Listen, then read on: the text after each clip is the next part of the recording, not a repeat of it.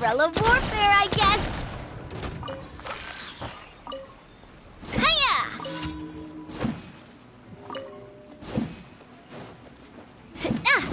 Coming at ya! Shine down!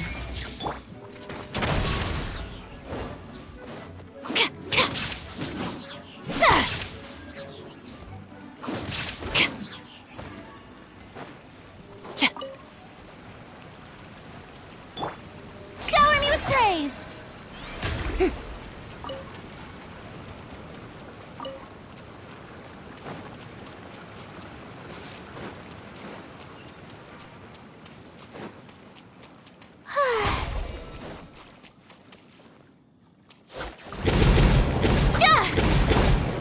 There is no escape! Coming at ya! Umbrella warfare, I guess.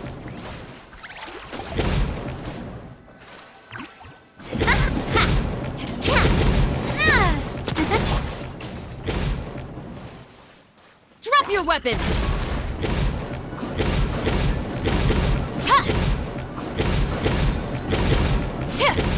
Illusion shattered!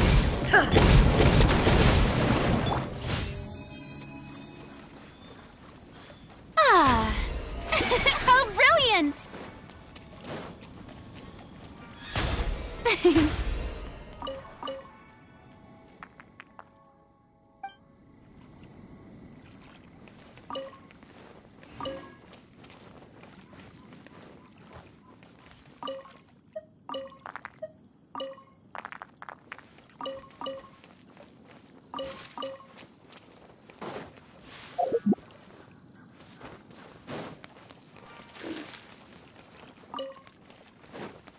Stop right there!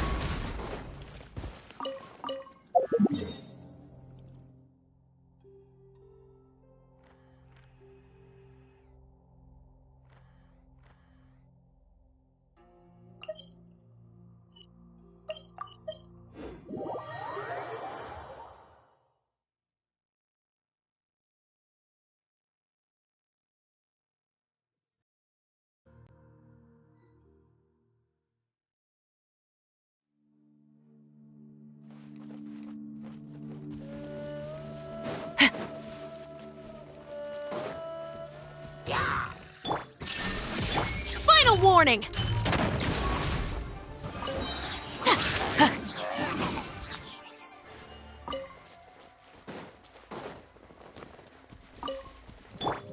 Hiya!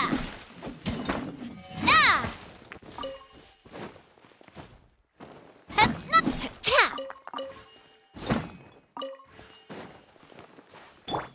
May I present?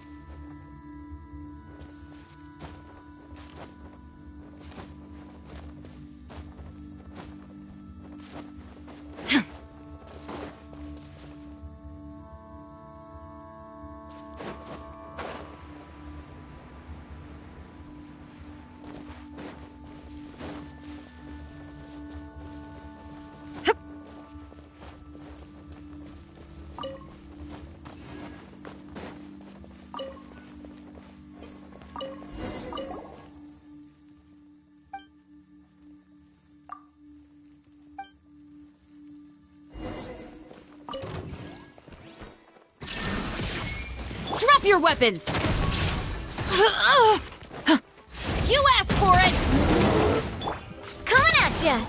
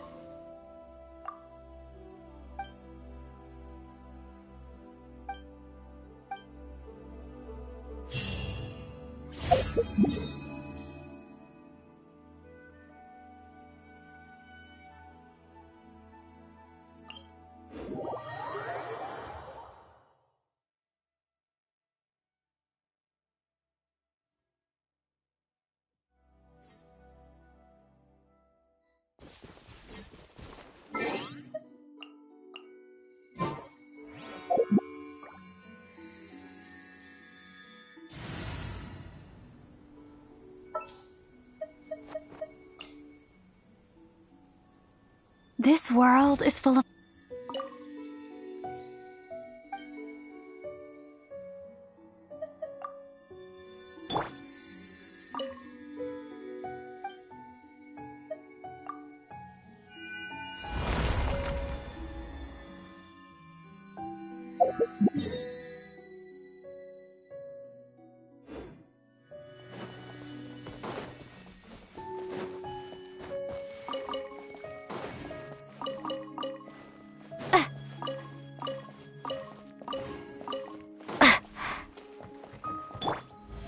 How brilliant!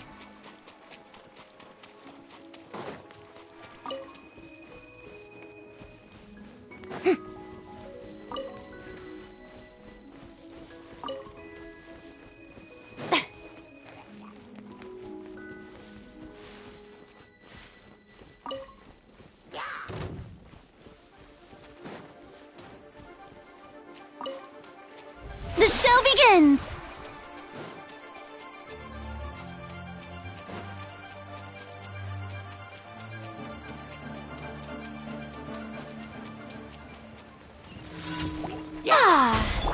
There is no escape!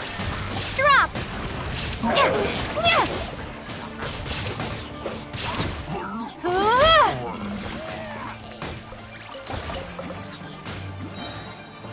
Starfall!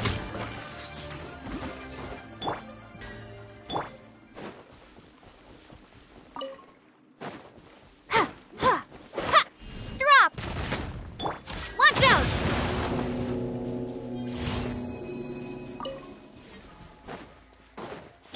Shine down! Starfall! Crumble apart! Hey there! Illusion shattered! Strike a pose!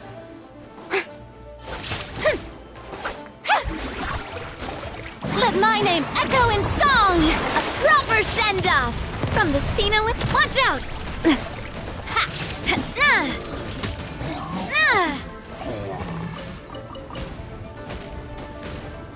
Feeling lucky?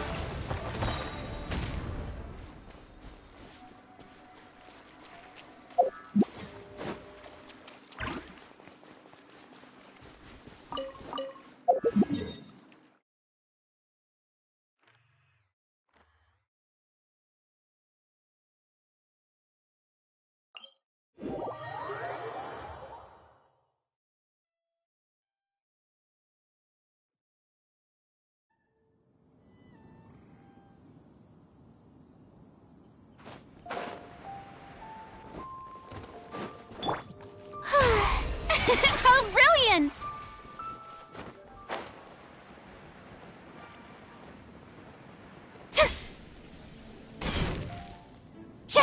Shine down! Coming at ya! Ha!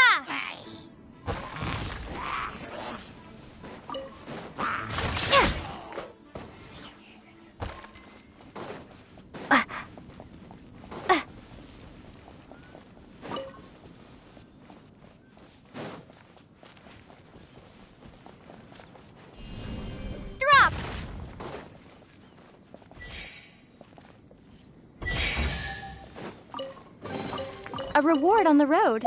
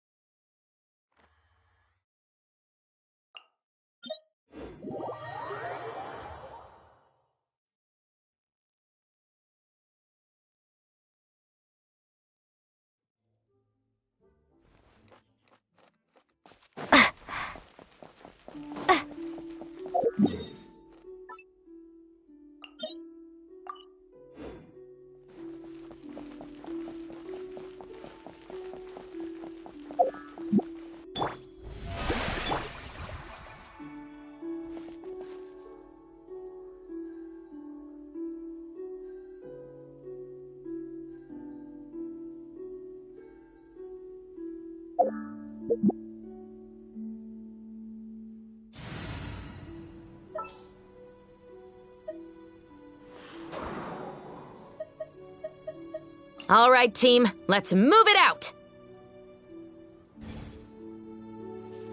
Final warning! May I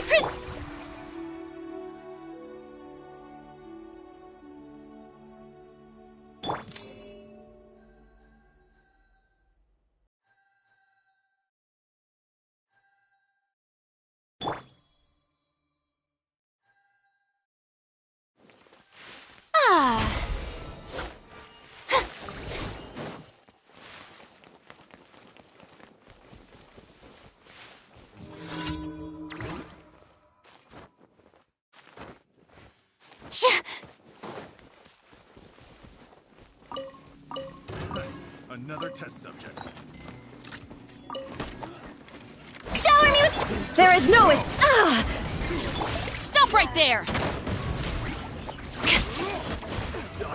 What's it done?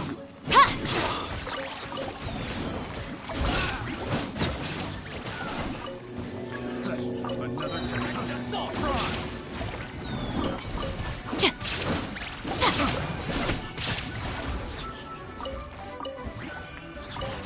Final warning! Should replace my hammer.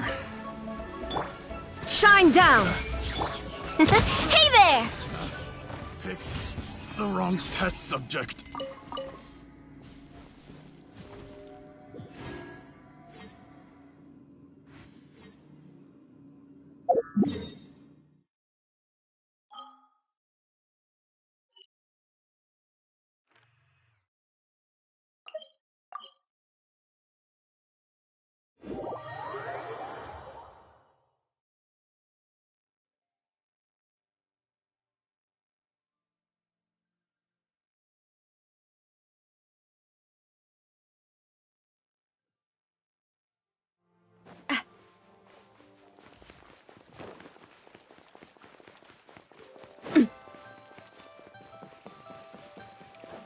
Ad Astra. Thank you for Try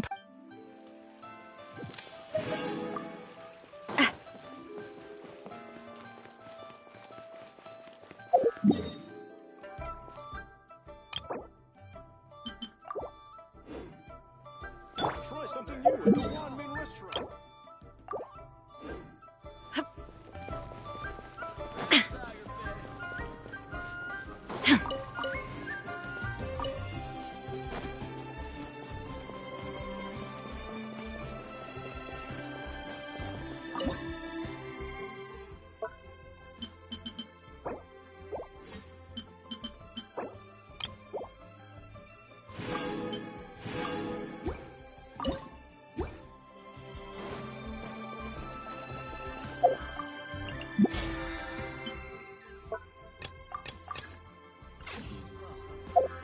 What should I try this time?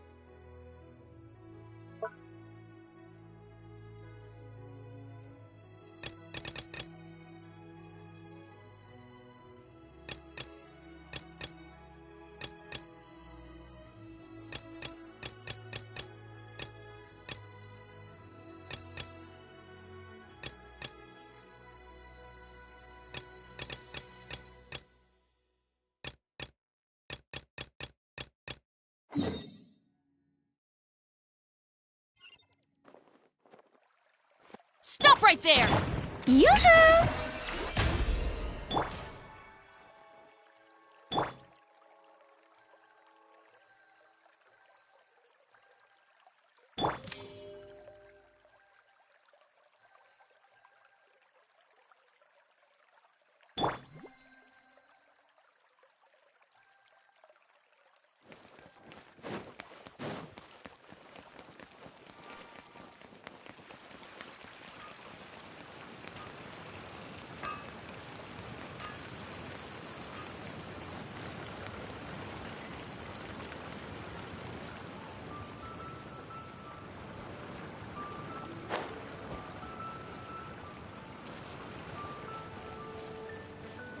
The show begins!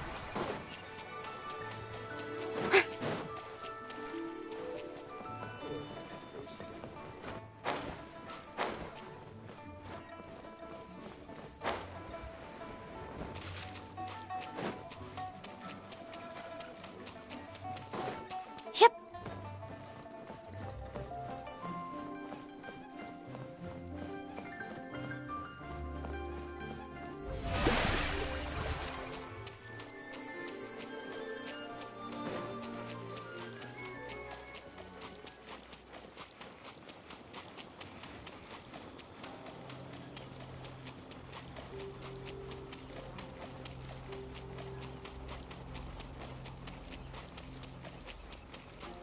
May I present?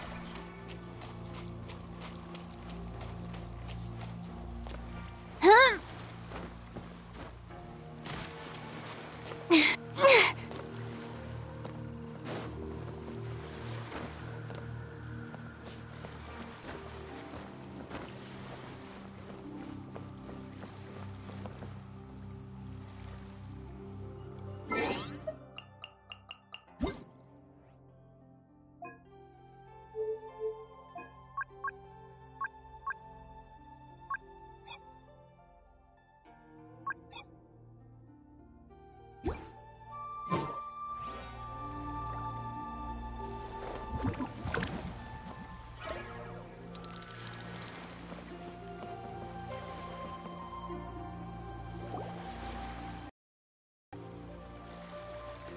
Oh?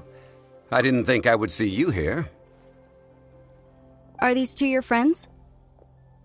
Yes, we had the fortune of meeting not too long ago.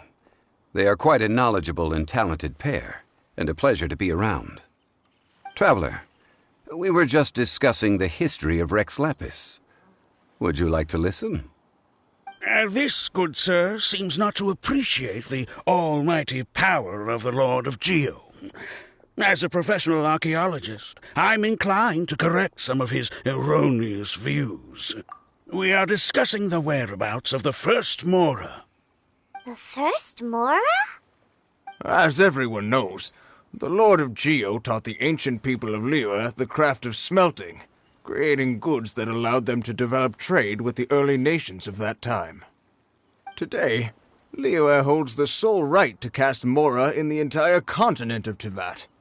The world's very first Mora should have been cast by the hands of the Lord of Geo himself thousands of years ago.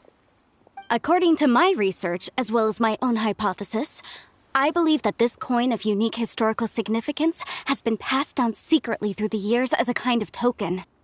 For example, perhaps the Qixing who control the Liyue use it in some kind of unknown ceremony they hold when they come to power.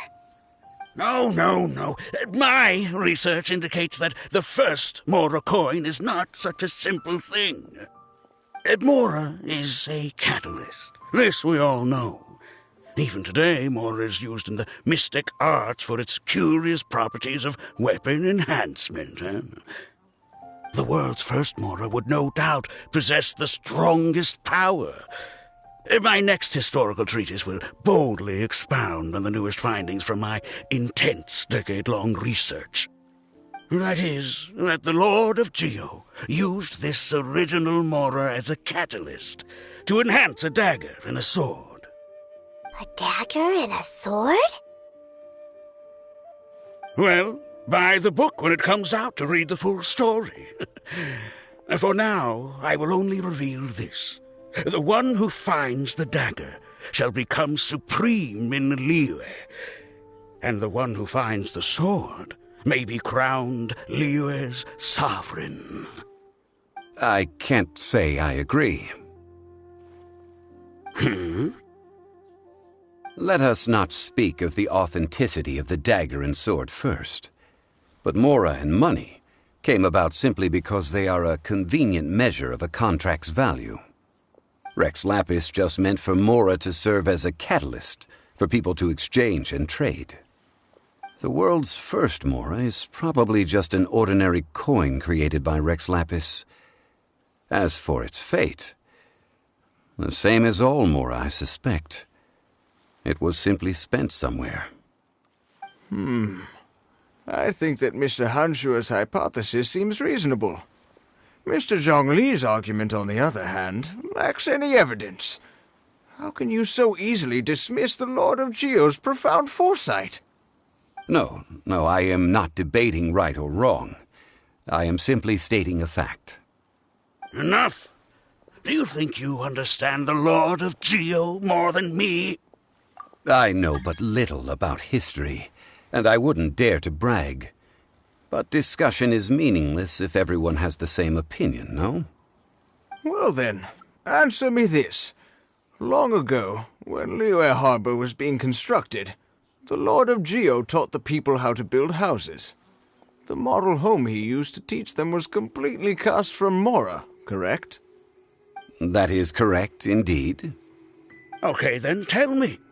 Why would the Lord of Geo do something so extravagant, if not because of the mystical power that Mora contains? There's a simple explanation, really. To the god of wealth and commerce, what material is easier to get than Mora?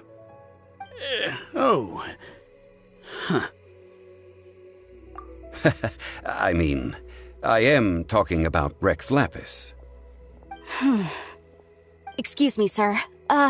I have some questions about archaeology.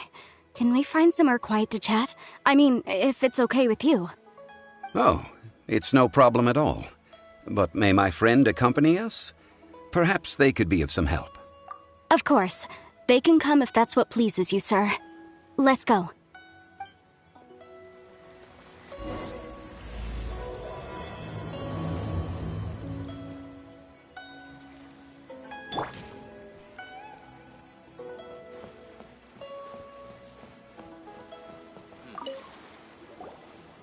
What I'm about to say is a bit disrespectful of the Lord of Geo and would draw a lot of angry looks.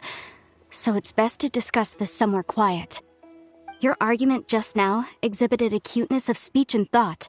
Most importantly, you don't fall for the boasting and acting of the others.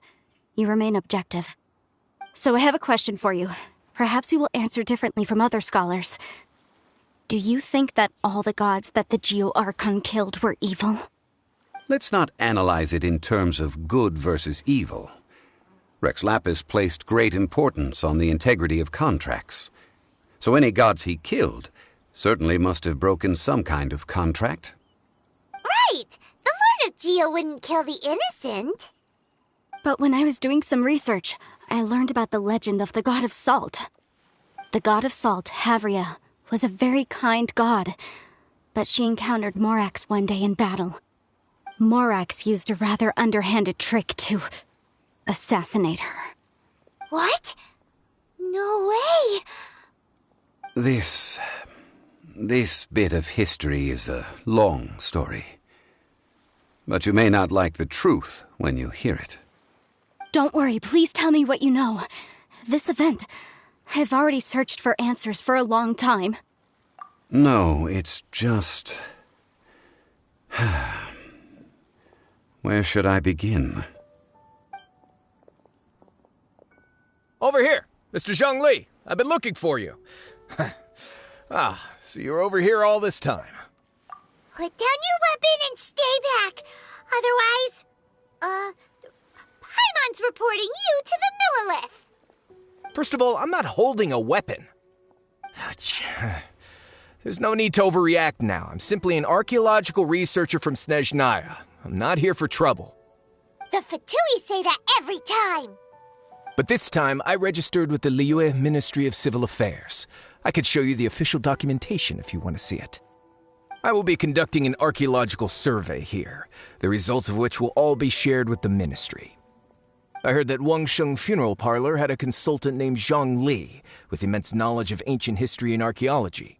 So I paid Wangsheng Funeral Parlor a handsome amount to hire Zhang Li as my own consultant while I'm in town. So you mean to say that this is work for the Wangsheng Funeral Parlor, yes? Well, since it's work, I don't have a choice.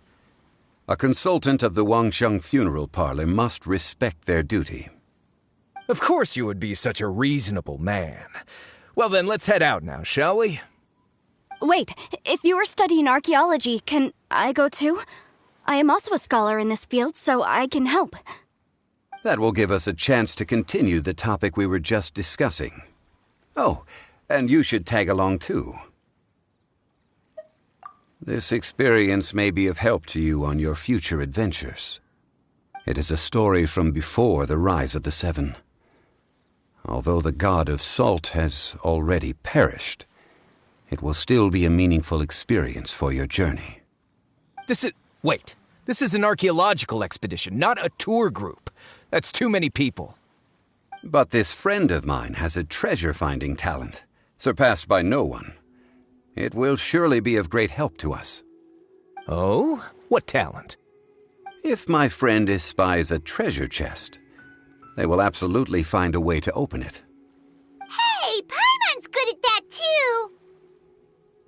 Well, that is quite enticing. All right then. Well, let's go. There's no time to waste. When the Overlord of the Vortex was crushed by the Jade Chamber recently, perhaps something of interest was washed ashore. An ancient artifact would be good. Traces of ancient activity would be great. But a piece of the god's limb would be even better. Who knows what surprises we may find.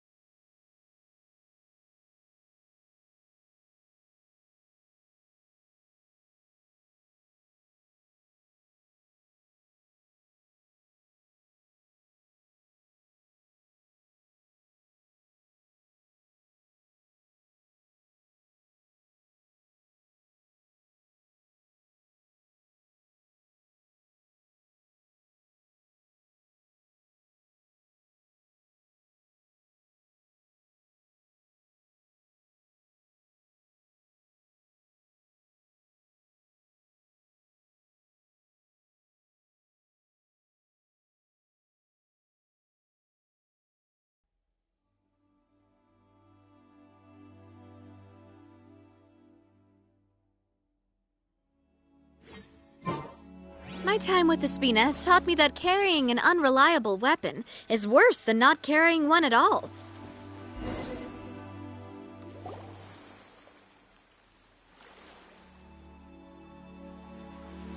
This place looks so ordinary. Can we really find anything valuable here? Huh? Paimon thinks it looks really grand. I don't mean the scenery, but rather that there should be something out of the ordinary.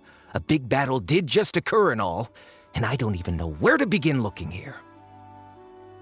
Guyan Stone Forest is actually the perfect place to be, if you wish to learn about the gods or the history of the Archon War. Legend has it that Rex Lapis threw spears made of large rock into the sea here, piercing and crushing the overlord of the vortex. After many years of wind erosion, those stone spears have turned into the unique rock formations we see now. These mountains were the Lord of Geo's weapons? What we see now is just the part of them that remains. The stone spears hurled by Rex Lapis all those years ago were much greater, both in number and in size. But due to the different angles they landed at, their large centers of mass, erosion by seawater, and years of gravity, many of them have been completely swallowed by the sea. So besides wind erosion, the initial collapsing of the stone spears also played a big part in the formation of Guyan Stone Forest. Well, a god able to fight one so powerful as Rex Lapis was certainly very strong in its own right. Indeed. This is where the value lies in research at Guyan Stone Forest. Most of the objects from that time were lost to the sea. But the gigantic waves created by the overlord of the vortex have given those sunken objects a chance to see the light of day again. So you're saying that if we look carefully, we'll be able to get very, very rich. Rich with archaeological knowledge and historical value, yes? That's all I seek in life. Well, since we brought so many people, I think it would be best to split up and look. Okay then. I will go with my friend here.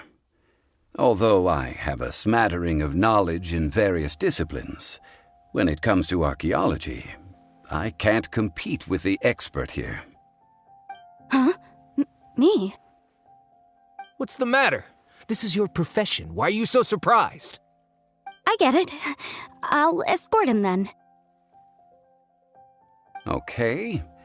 If we find anything valuable or rare, let's meet on the shore opposite from here.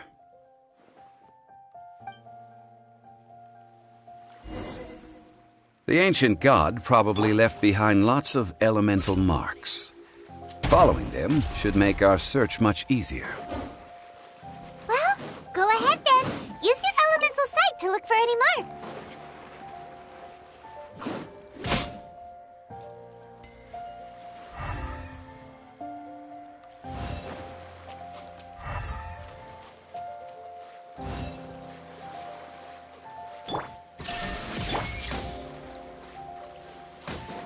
Drop your weapons!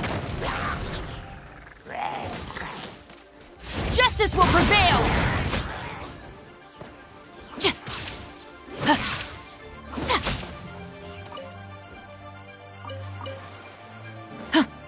Final warning!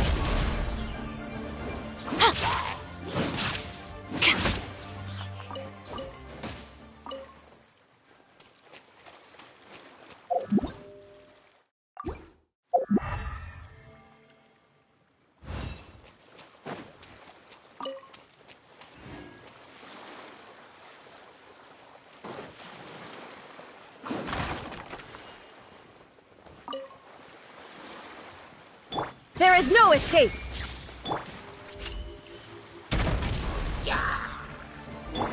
Fire! Well, with rocks. Coming at ya! This one's got your name on it!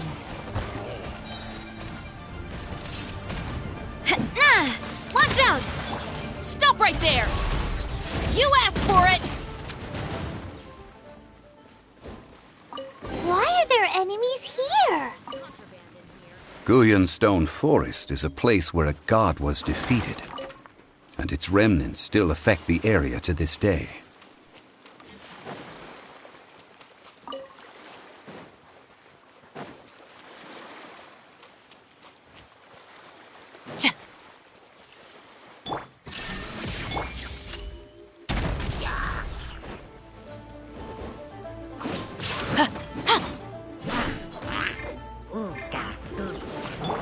This one's got your name on it! Attack! The show begins! Let the world come alive! Watch out! Hiya! Ha! This one's got your name on it! Hey there! Hiya! Drop your weapons!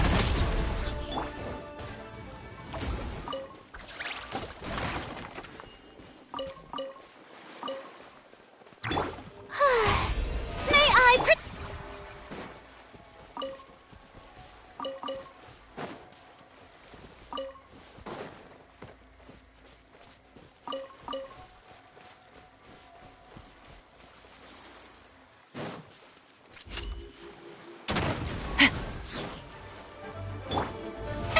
I'll rip.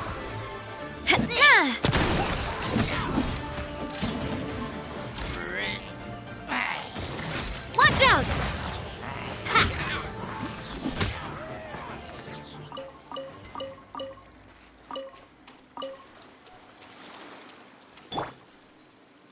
May I present?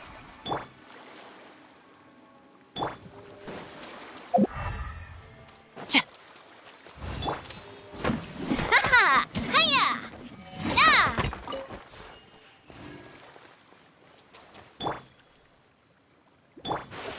Stop right there! Justice will prevail! Shine down! Watch out!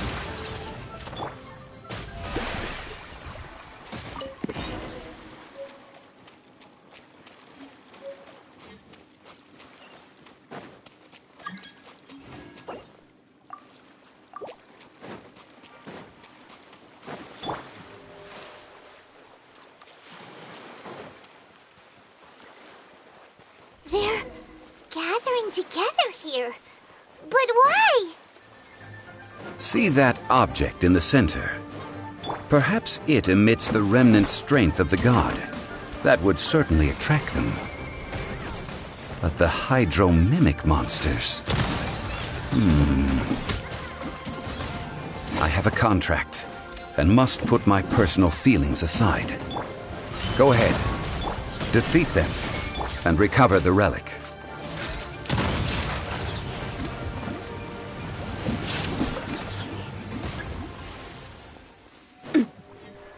Watch out! A proper send-off from the Spina with love. Coming at ya! Cha! Ha! It's just a stone slab, but its design is quite unique. This should be enough to garner some information. Let's head back.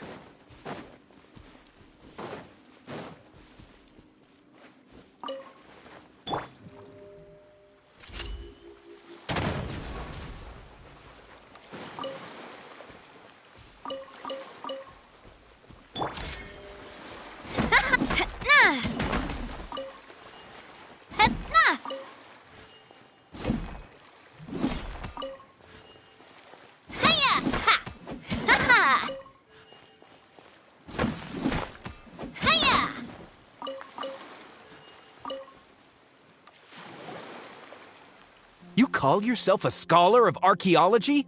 You can't even recognize this or that. What are you good for?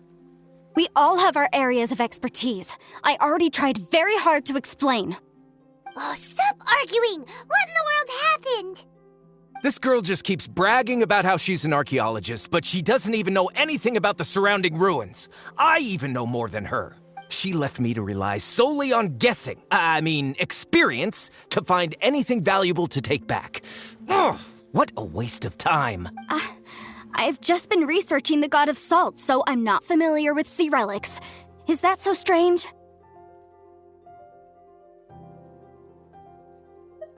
And you! You kept asking about how much Mora everything is worth. Can the value of relics only be measured in Mora? I mean, isn't measuring their value in Mora the easiest way? This also matches the traditions of Liyue, does it not? Now, calm down. No need to make a fuss. We were able to bring back some intriguing objects. Let's have a look. Oh, what a shame. These objects were indeed washed ashore by the Overlord of the Vortex, but they have nothing to do with the god besides being in the vicinity at the time. This stone slab we found, however, has a mysterious pattern and faint aura of divine power. Perhaps it will be useful for research purposes. Quick, give it to me! At least we didn't come for nothing. The power of the gods, yes! This is good. Oh, but these other objects are certainly worth a little something, right? It should be enough to cover the cost of hiring you. It's all mine. So, it's only valuable for research if there are remnants of divine power on it? Not at all. My quest to uncover the history of the God of Salt is because history can tell us about culture and beliefs. But you? You're just trying to use archaeology to get rich. Nonsense! I'm a professional archaeology researcher from Snezhnaya. I swear, if I'm lying, may the Lord of Geo strike me down. Oh, by the way, you probably don't want to sell that teacup. Oh? Why's that? That's not an ancient teacup. It's part of Ningguang's collection. It must have fallen here along with the Jade Chamber. So unless you want to mess with the Qixing... Ah, I see. What a shame. It was of such high quality, too. See? You do want to sell these objects! But, so what? Why can't I pursue wealth both intellectual and material? Don't be so simple-minded. All right, then. No need to stay here any longer. I'm rather quite intrigued by the God of Salt, too, actually. Let's go to Saltarai next.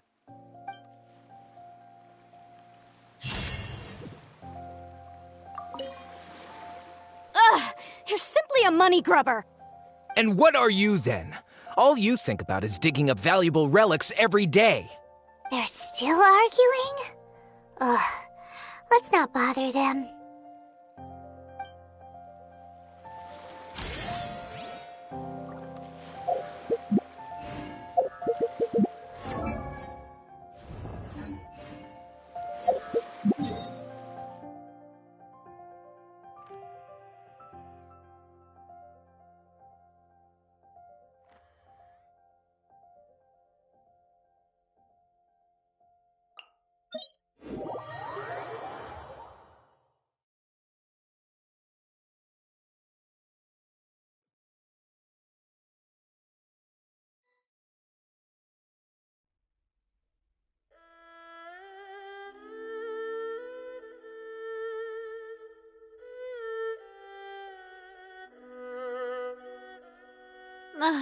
I really want to go traveling.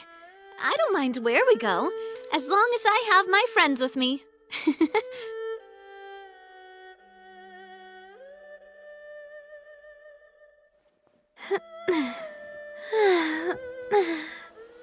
Oh. Oh.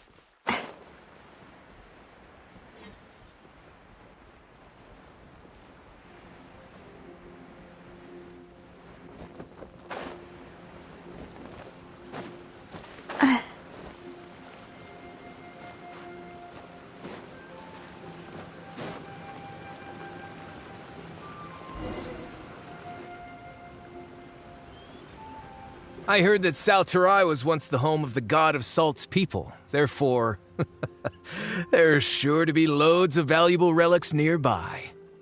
According to legend, the people of the god of Salt, Havria, enjoyed prosperous lives under her protection. But this legend has been around for ages. With the countless scrap collectors and treasure hoarders in the area, there probably aren't many valuable things left here. Oh, good. That's just great. If I knew it was picked this clean before, I wouldn't have come. About that, I know there's a ruin deep in this cave here. It's related to the god of Salt, which is actually how the area originally got its name of Salterai. However, the ruin entrance has been sealed by a mysterious power. Nobody has been able to break the seal. I found a mechanism that seemed to be related to the seal, but when I undid the mechanism, the seal wasn't affected at all. So at the moment, the seal's origin and how to break it are very important topics in my research on the god of Salt. I don't know, there's no concrete evidence, but I'm pretty sure the seal is meant to hide some kind of long-forgotten truth. The god of Salt was a benevolent god, adored by the people, not to mention powerful. She wouldn't have any kind of shameful secrets to hide. So, the one who wants to hide some truth is very possibly her killer, Morax. This doesn't sound like something the Lord of Geo would do, though. Who cares about all that? It sounds like countless treasures of the god of Salt lie within this ruin, just waiting for someone to find them, right? You weren't listening at all, were you? Even if there's a mountain of treasures inside, nobody can get in if the seal isn't broken. Ah, but we have the illustrious Mr. Zhongli with us. He looks like he knows just about everything. A little seal shouldn't be any trouble for him. This seal seems to be quite ancient. Even Mr. Zhongli may not know all of its secrets. I may know something about it. What?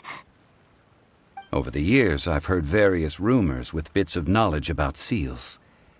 Although their references seem rather disorderly, they do in fact contain the secret to breaking seals.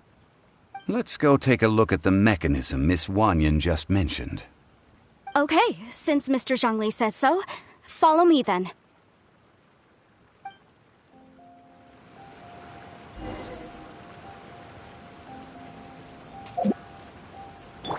The show begins! Illusion shot! Drop your weapons! Attack! Hey there! Hey there! Hiya!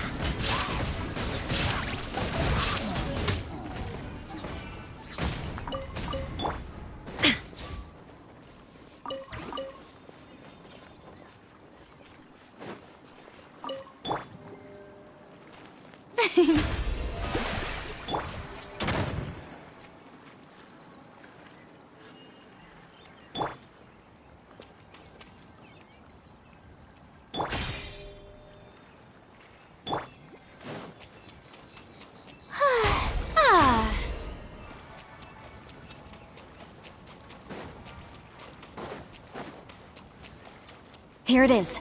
There's some debris scattered here that, when put together, look like they definitely had to do with the god of Salt.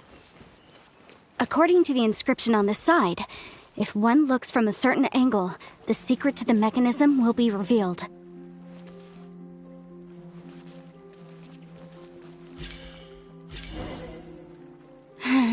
See that? Although we activated the mechanism, nothing happened to the seal. That's because there's actually another mechanism that must be activated. Another? Let me lead the way from here.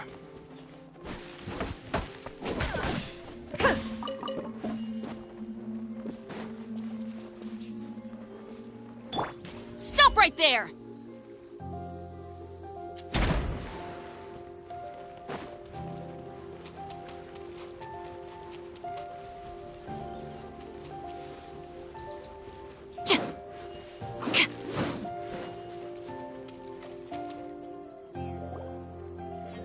This place seems familiar. Huh, I remember. I think there's some elemental monuments here. So you're saying they're related to all this? When I investigated the seal last time, I had someone with a vision accompany me. But when we lit up all the elemental monuments, nothing happened. That's because you don't just need to activate them at the same time, but in a certain order as well. Otherwise, the seal will not be broken. The secret to this puzzle is hidden in the legends about the Archon War. Tianheng in the south, Yaoguang in the east, Jueyun in the west, Qingce in the north. All desolate and devoid of life. Liyue is vast, yet even one haven is hard to find. To the north, to the east. Do the people of Liyue always talk in riddles? I think I've heard this saying before. Certainly you have. And the contents of this saying are also related to the god of salt, to provide a haven for her people, whose lives had been ravaged by the Archon War.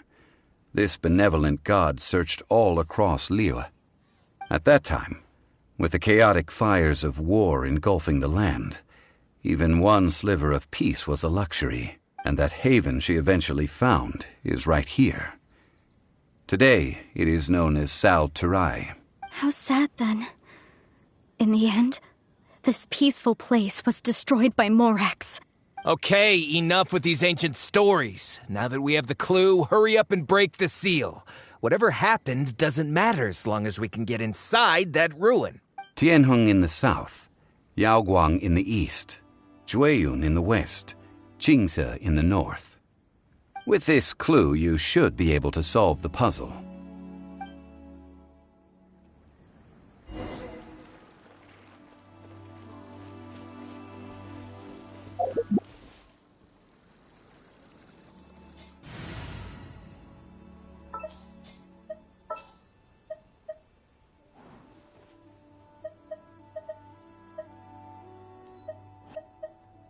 Here, let me help you.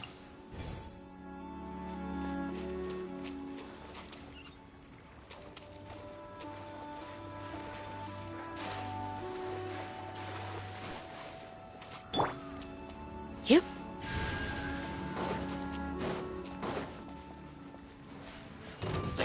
Hey.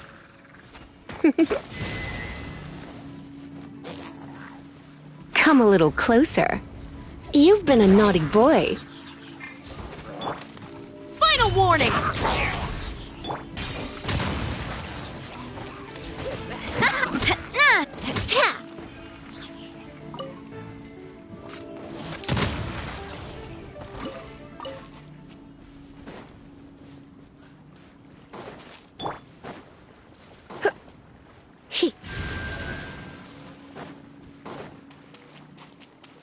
Tianheng in the south, Yaoguang in the east, Jueyun in the west, Qingce in the north. The directions are the clue.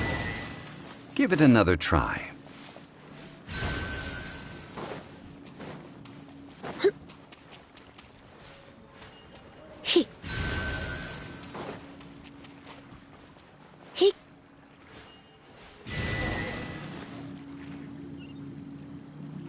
Look! The seal really was broken! Mr. Zhongli is indeed quite remarkable. It was nothing, really. Now, it's time that people learn the hidden truth, lost to time.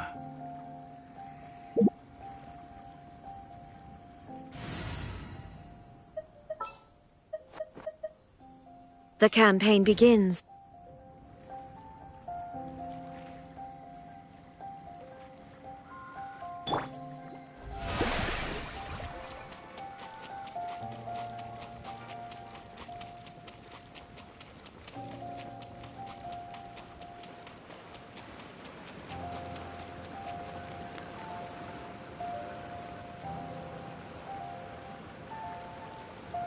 Before entering the ruin, I have a proposal that will help us prevent the kind of senseless arguing between you two that we saw at Guyonstone Forest.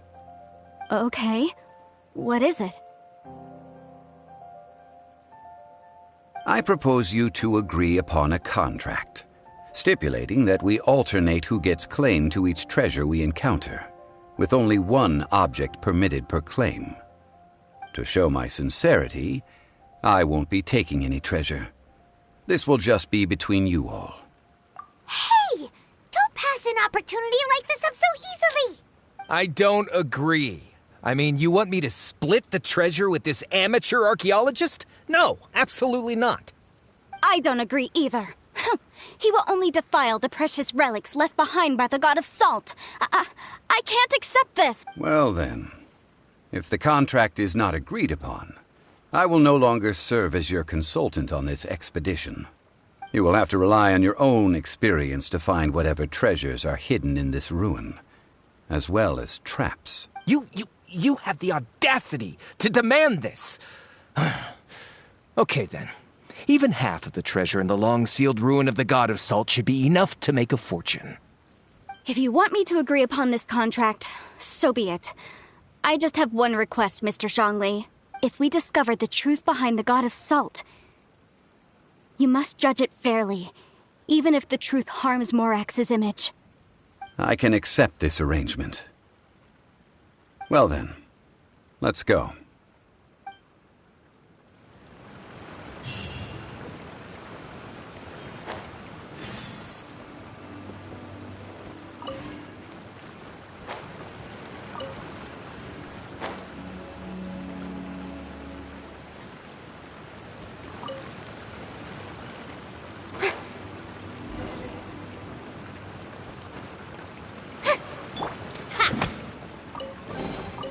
Whoa!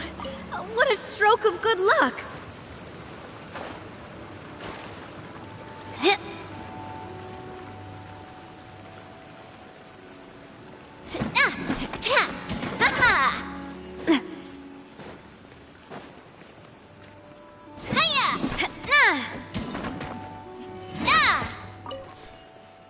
Coming at ya! Watch out!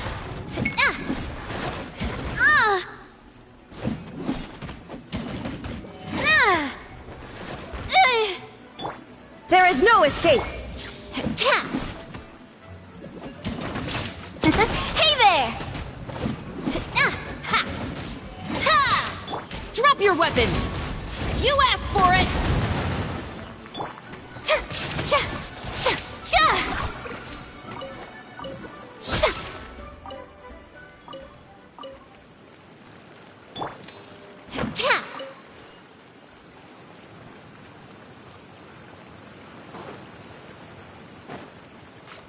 Hey there!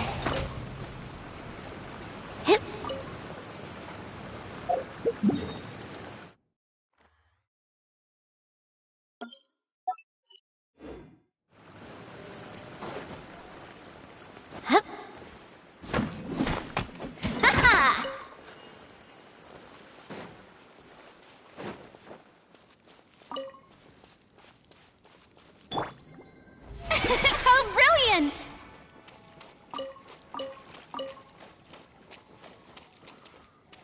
Yep. Hiya! Ha! Na! Cha! Na! Ha! Na! Ha ha! I'm loving this treasure hunt.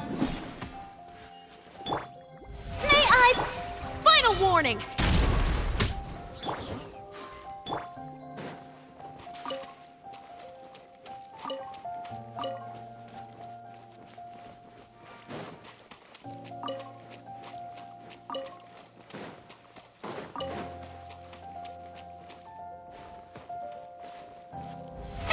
How brilliant! Stop right there! Illusion shattered!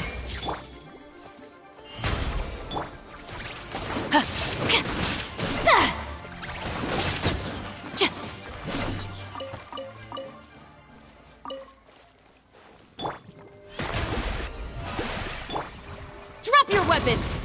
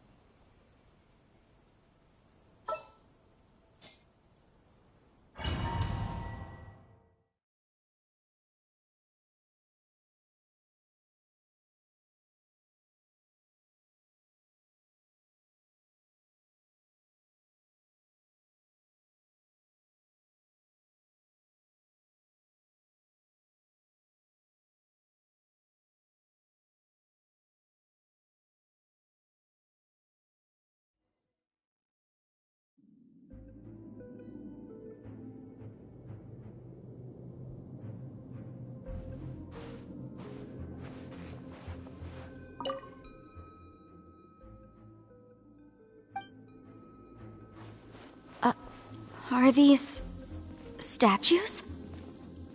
No. These are people. Duh. They were probably followers of the god of salt. How did they become this way? What in the world is hidden deep in this ruin?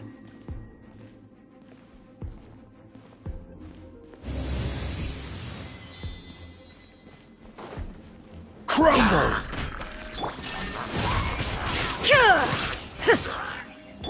Umbrella warfare, I guess!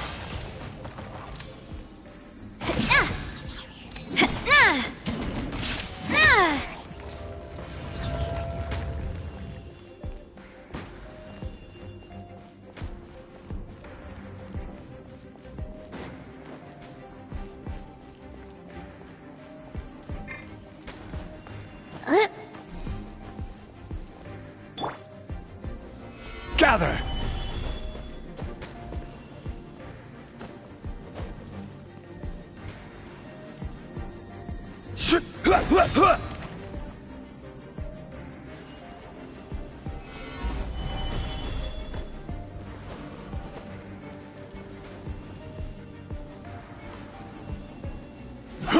Yeah!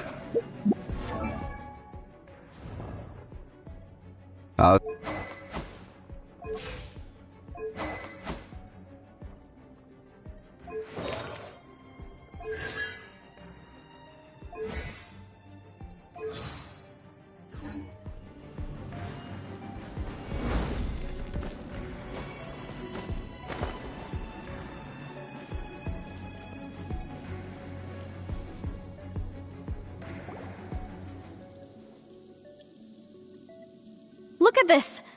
It's filled halfway with salt. It just looks like a fancy salt holder. Seems like the god of salt was a god lacking in treasures. According to my knowledge, it's no ordinary vessel.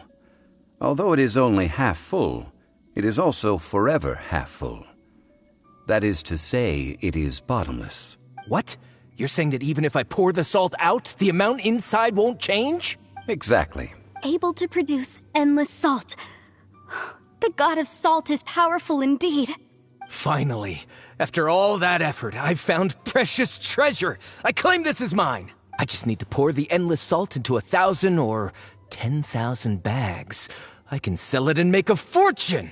Hey, how can you use a relic of the god of salt for such a shallow pursuit? If Mr. Clement wants this salt chalice, then the next object we find will belong to Miss Wanyan, according to the contract agreed upon. Of course, as we agreed. But how can anything be worth more than this rare find? Since we have a contract, it's no use for me to fight with him. Then let's move on, shall we?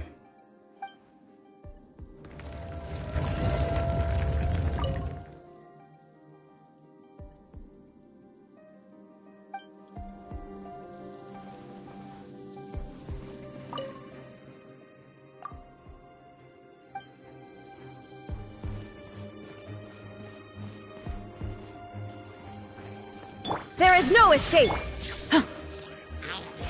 Stop right there! Hands where I can see them! Solidify!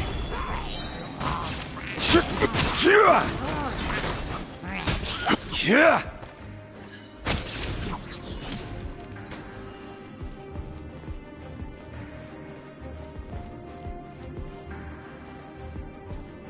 Rise!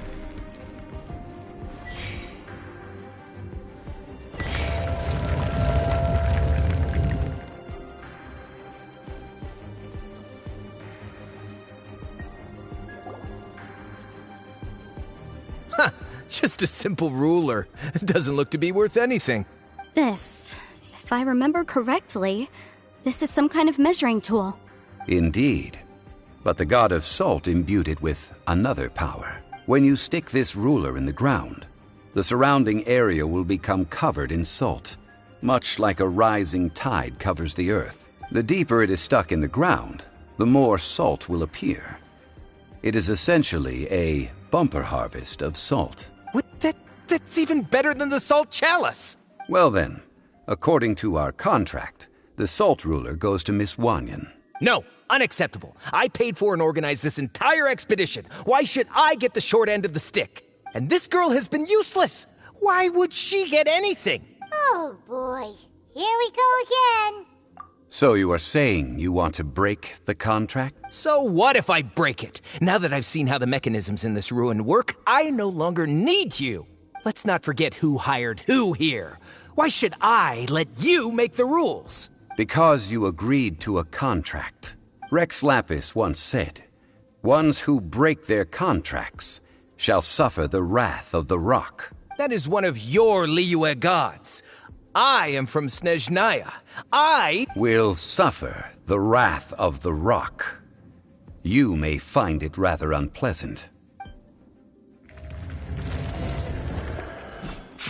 Crumble! Order guide you.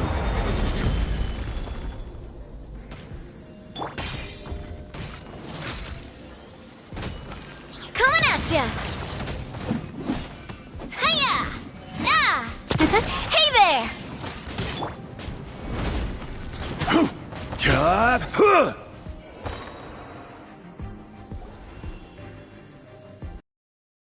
Confiscate your treasure as well. You are not worthy to continue any further into the ruin. Leave this place. Oh, darn you! Just you wait.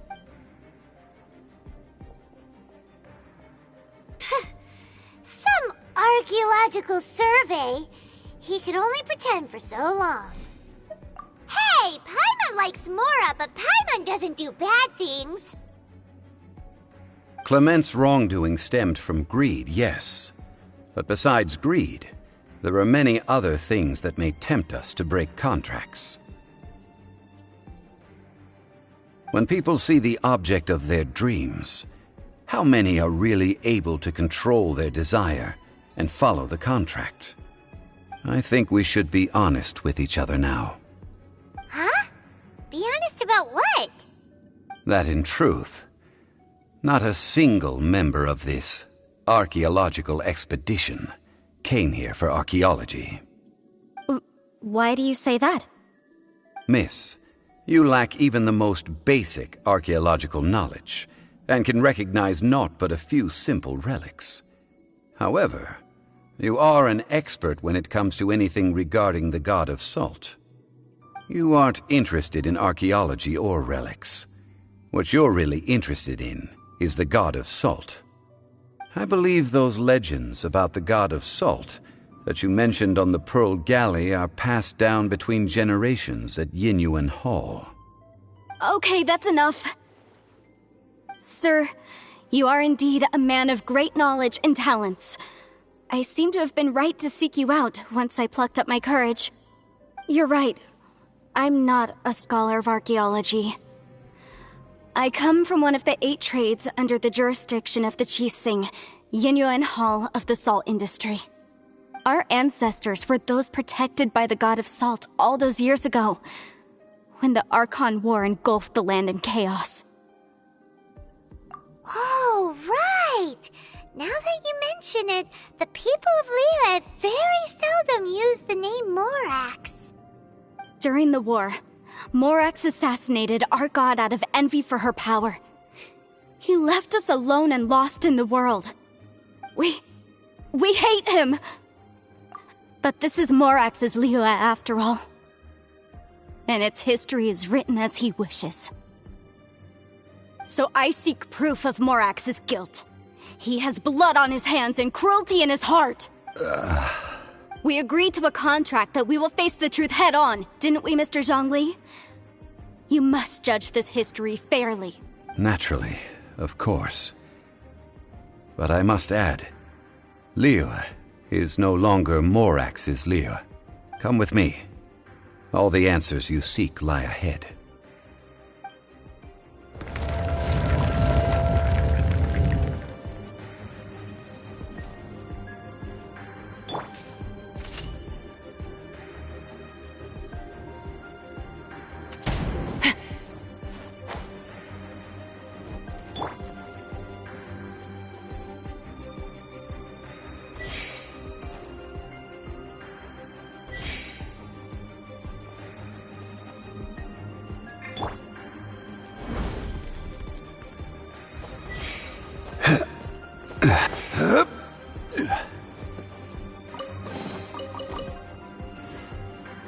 This is order.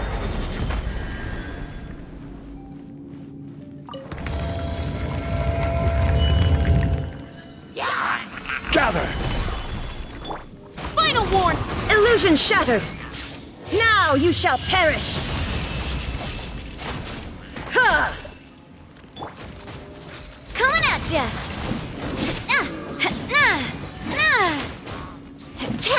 Coming at ya! Ha ha!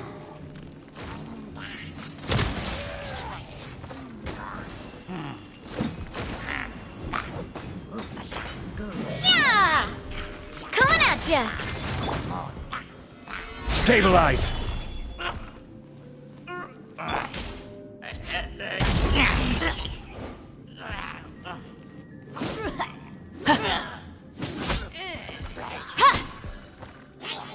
Justice will prevail! Shower me with praise! Time to shine! Feeling lucky? Order guide you.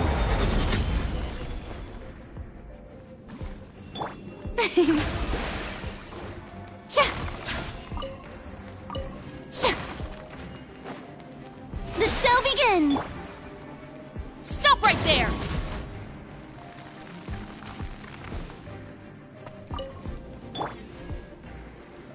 Gather!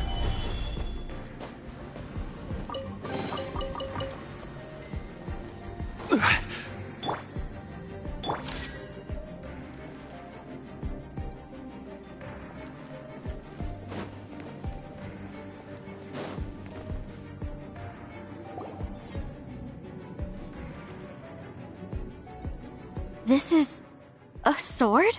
Aha! It's a broken sword! This is proof! This proves that the god of salt had to fight back against the evil Morax. But sadly, she was defeated. The power of this sword surely is much greater than that of the Salt Chalice and Salt Ruler. If we can repair the sword, then we can show the world the mighty power of the god of salt. It does look like something left behind after being defeated in battle. 2 pieces of a broken sword. From an archaeological perspective, these are 2 separate relics. According to the contract, you can only claim one. Why? We were alternating claims to treasure, true. But Clement is no longer here. Yes, but the only one object per claim clause still holds true. You cannot take 2 relics at the same time. This logic! Zhongli, she seems like a good person, and no one is fighting over the treasure. How about you let this one slide, huh? When there's a contract, nothing can be allowed to slide. If the contract is not followed, then it is broken. No! If I only take 1/2, then it can't be repaired, and the power of the god of salt cannot be restored. No matter what, I must be faithful to her. Even if it breaks the contract, I don't care. So you are already decided? Then there is a price to pay for breaking the contract. Zhongli! That is to say, you consign yourself to suffer the wrath of the rock. That's okay.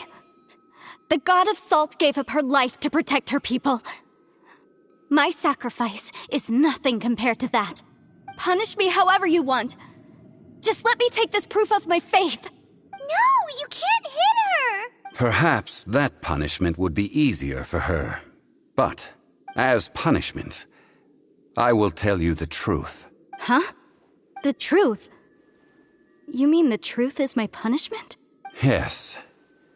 The truth that I am about to tell you shall be your price to pay for breaking the contract. I'm afraid to say that the god of salt, Havria, was not the powerful god you imagine her to be. Rather, she was a small and weak god who yielded to all other gods. When it came to war, she lost, never able to win a seat among the 7. What? During the Archon War, The gods of this world used all their strength and cunning to vie for control of Teyvat. But Havria instead chose to flee. She thought that by giving up before a fight could start, she could save herself and her people from the war.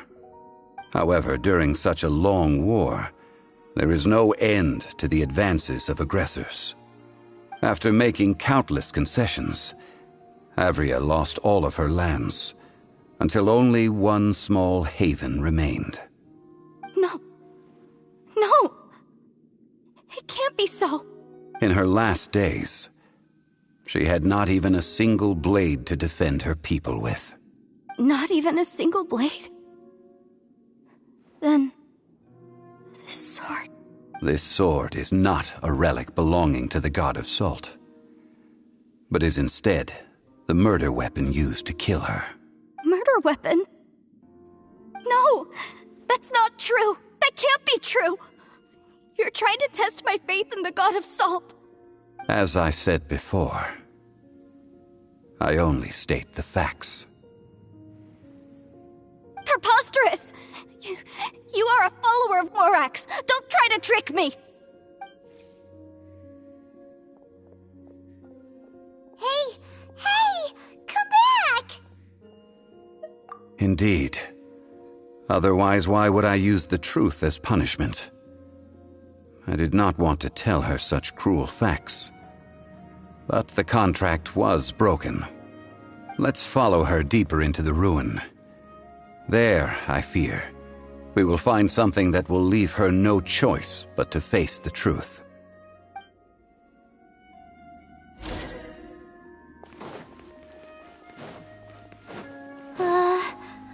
Are these statue thingies running? What will we find ahead? Salt. And betrayal.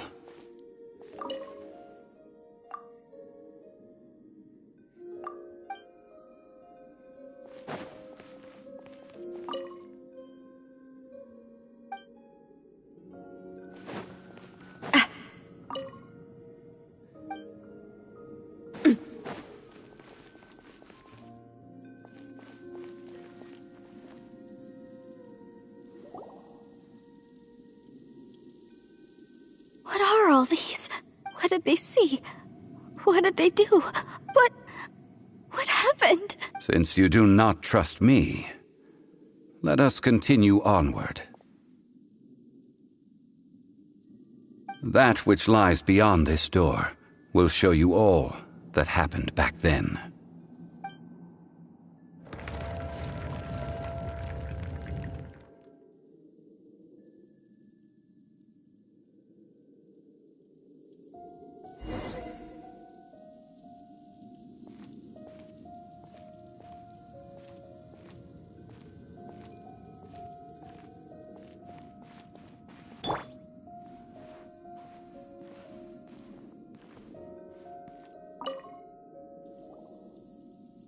This is the scene of the crime.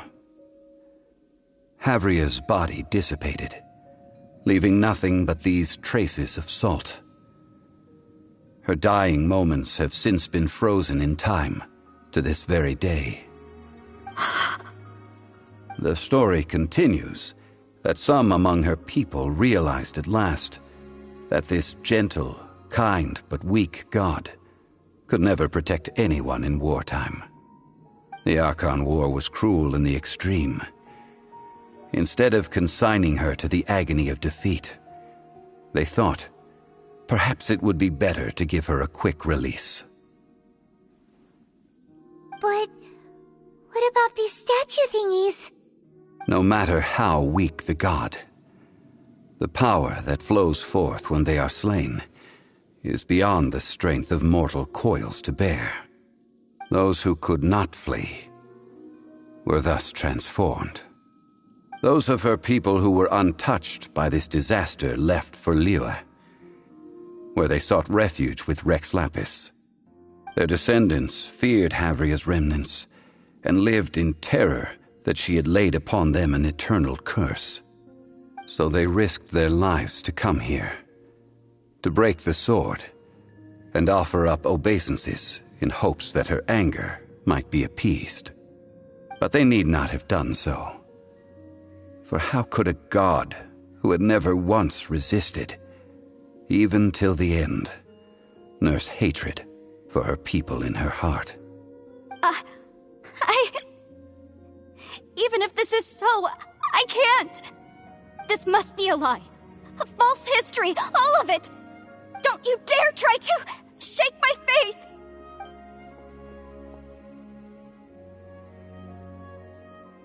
Yikes. Zhongli didn't show any mercy this time either. This is the price she must pay. Yet I would not call it a bad thing.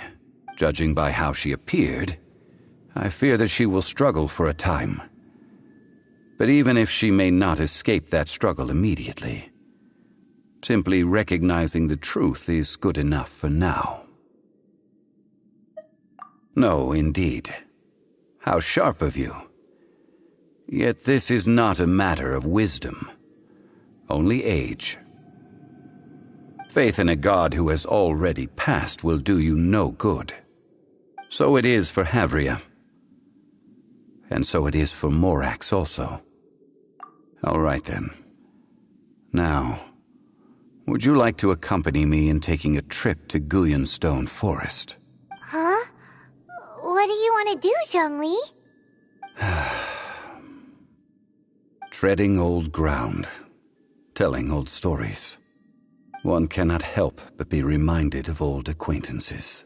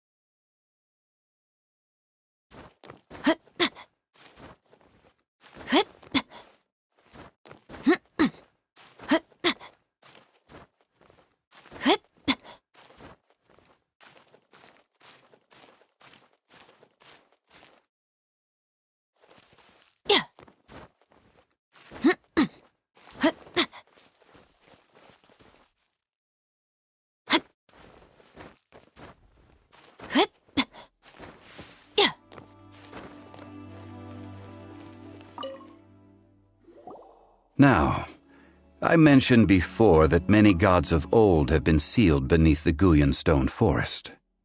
The Adepti have presently handed Liyue over to mortals, and Havria's time was even further in the past. The Salt Chalice and Salt Ruler that she left behind should not return to Liyue. To leave them here is to let them slumber. And it is also a homecoming. I ended an era with my own two hands. I've always wondered how I should remember that which I ended.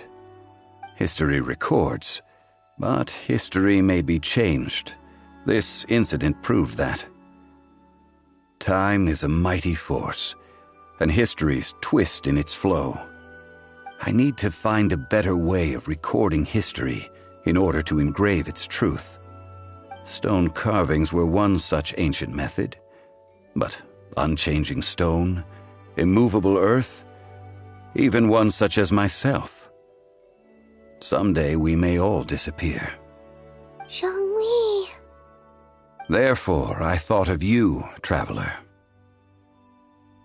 You are one who crosses the celestial atlas, and who passes through countless worlds.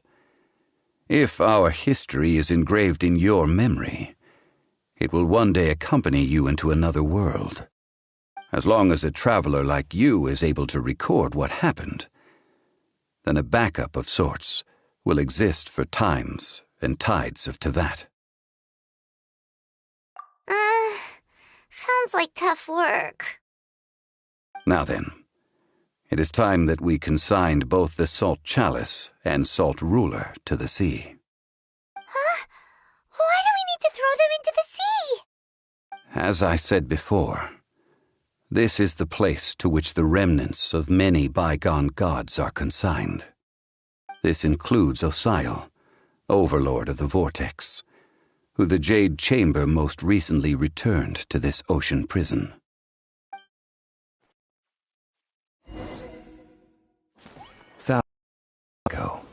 The Adepti and I fought against the turmoil that plagued every corner of this land. Guyan Stone Forest, where I sealed many gods with my spears. After so long, naught but folk tales remain. Osial, you and I were foes, but our ancient grudge is but a bygone memory now.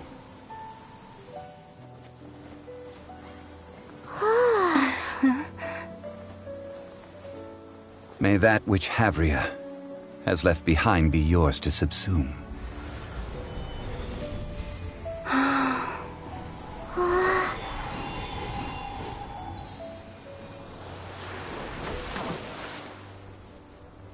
And thus another spark of divinity departs from Liyue.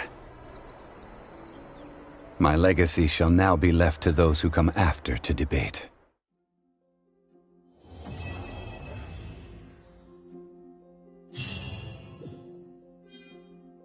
I will remain here for a while. I fear that moments of reminiscence like this can only grow fewer. We did not measure right and wrong during the days of the Archon War in the same manner as we do today. Of course, as I am now, I only wish that she could have lived in a gentler time. Of course, as I am now, I only wish that she could have lived in a gentler time. I will remain here for a while. Though the Salt Chalice and Salt Ruler do have power in their own right, they are nothing before Osial. If a day comes when he should recover his strength and return, I believe that even so, he will be defeated once more. I will remain here for a while. That is a good question. In the past, I might have given you a most specific answer. But now... Yes. I suppose I will continue in my role as a consultant at Wangsheng Funeral Parlor. But if this journey was to your liking, Why don't you come along the next time I am seeking to preserve memories of Leo's past?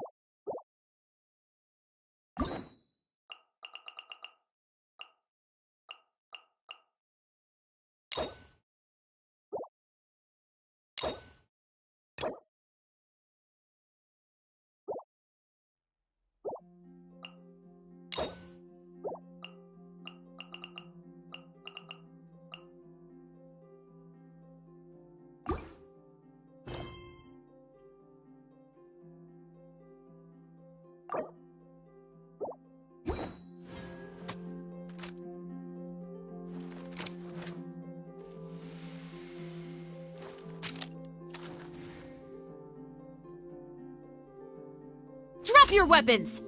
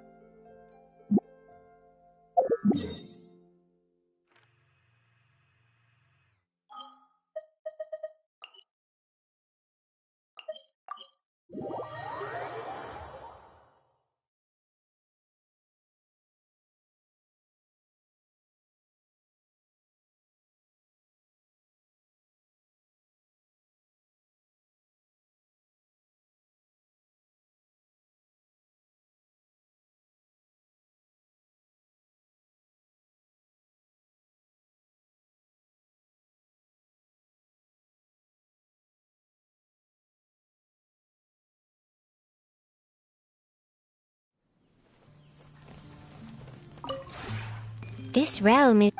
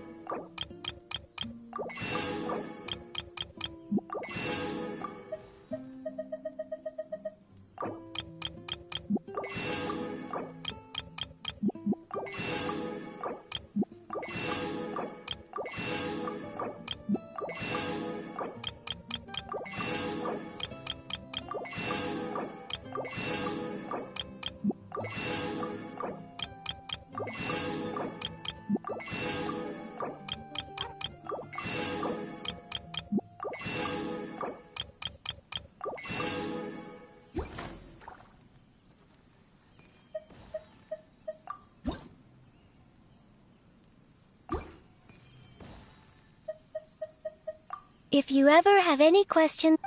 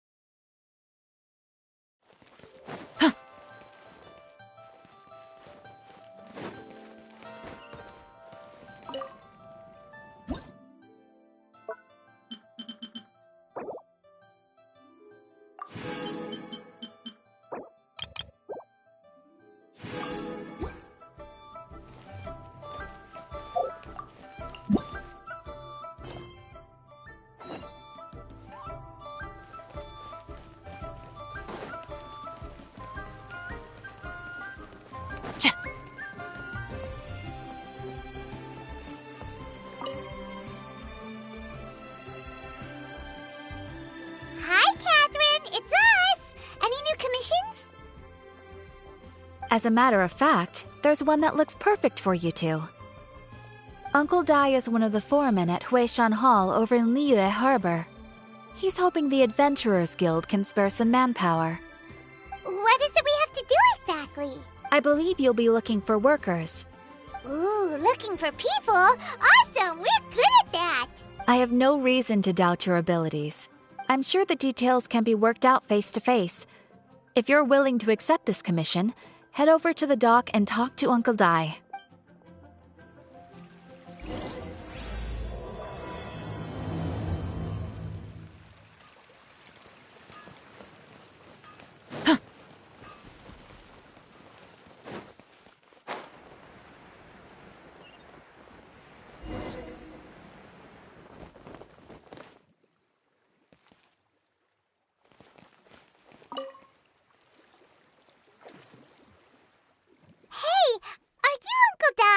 I am indeed. Ah, now then. You must be the adventurers assigned by the guild. Huh? How could you tell? By the clothes on your back and the look on your face. Experienced adventurers at that, I'll wager. Right again! You're pretty perceptive! In this trade, you need a sharp eye for people, not just rocks. Uncle Dai can see what you're made of from a long way off. All right, my assistant should be arriving soon, so let's just wait here a moment. Woo-woo! That's why we're here! Now there's someone else taking a cut? Well, to tell you the truth, this is a very difficult matter. Too much for adventurers alone to handle life here. So there is someone else!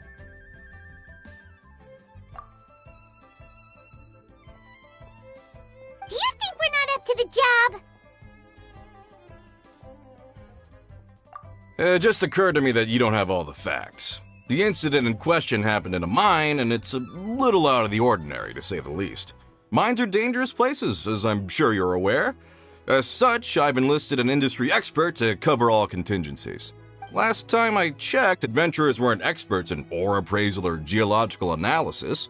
With a professional by your side, everything should run smoothly. Besides, this guy's the best in his field. No matter the rock, he'll tell you its value to the nearest mora at a glance.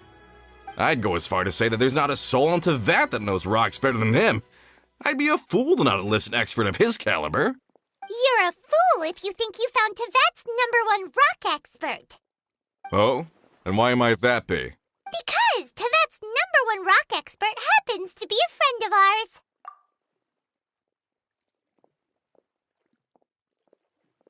Ha-ha! Didn't expect that, did you? Wait here, we'll go fetch him. Paimon bets Zhang Li is listening to the storyteller. Let's head over.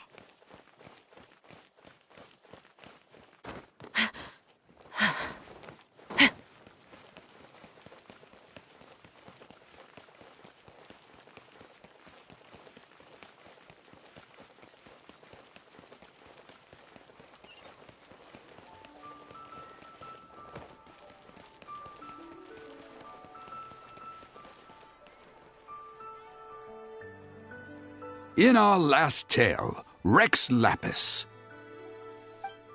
Zhongli, there you are! Oh. Here for a few tales? I didn't know you two were connoisseurs. Oh, no, we're here for you! Do you have time? Ah, something I'm rarely short of. We need someone who understands geology and ore! Someone who understands geology and ore. Take a look around. Is there anyone in Teyvat more qualified? The requester claims to have enlisted Teyvat's #1 rock expert, but Paimon doesn't believe a word of it. Nobody understands rocks better than you. You appear to have taken his claim quite personally on my behalf. Oh, no. It's just... Uncle Dai doesn't know what he's talking about. Paimon just wants to enlighten him. I see. Well, then it will be my pleasure to accompany you. Really? But I should inform you that despite my expertise, I cannot necessarily claim to be a leading authority. We are at all times adrift in a sea of learning. New knowledge should be welcomed with open arms. Still, I imagine I will be of help to you in this endeavor. If we do encounter an expert, I look forward to broadening my own understandings. Stop being so modest, Zhongli. Well, we got him. Let's head back to Uncle Dai.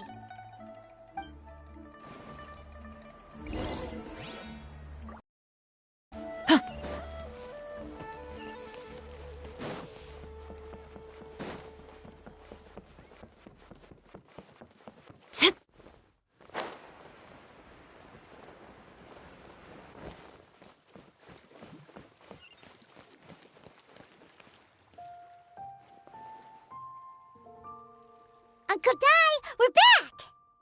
Oh, and this must be the friend you spoke of? Yep. Paimon doesn't know who your rock expert is, but he's got nothing on our guy.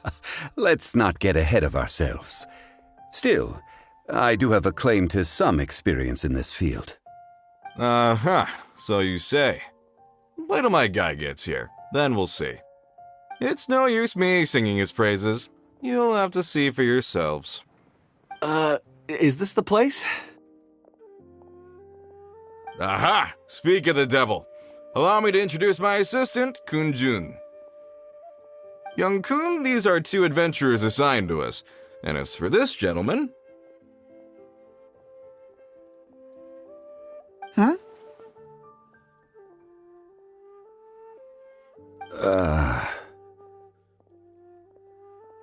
Wangsheng Funeral Parlor's consultant.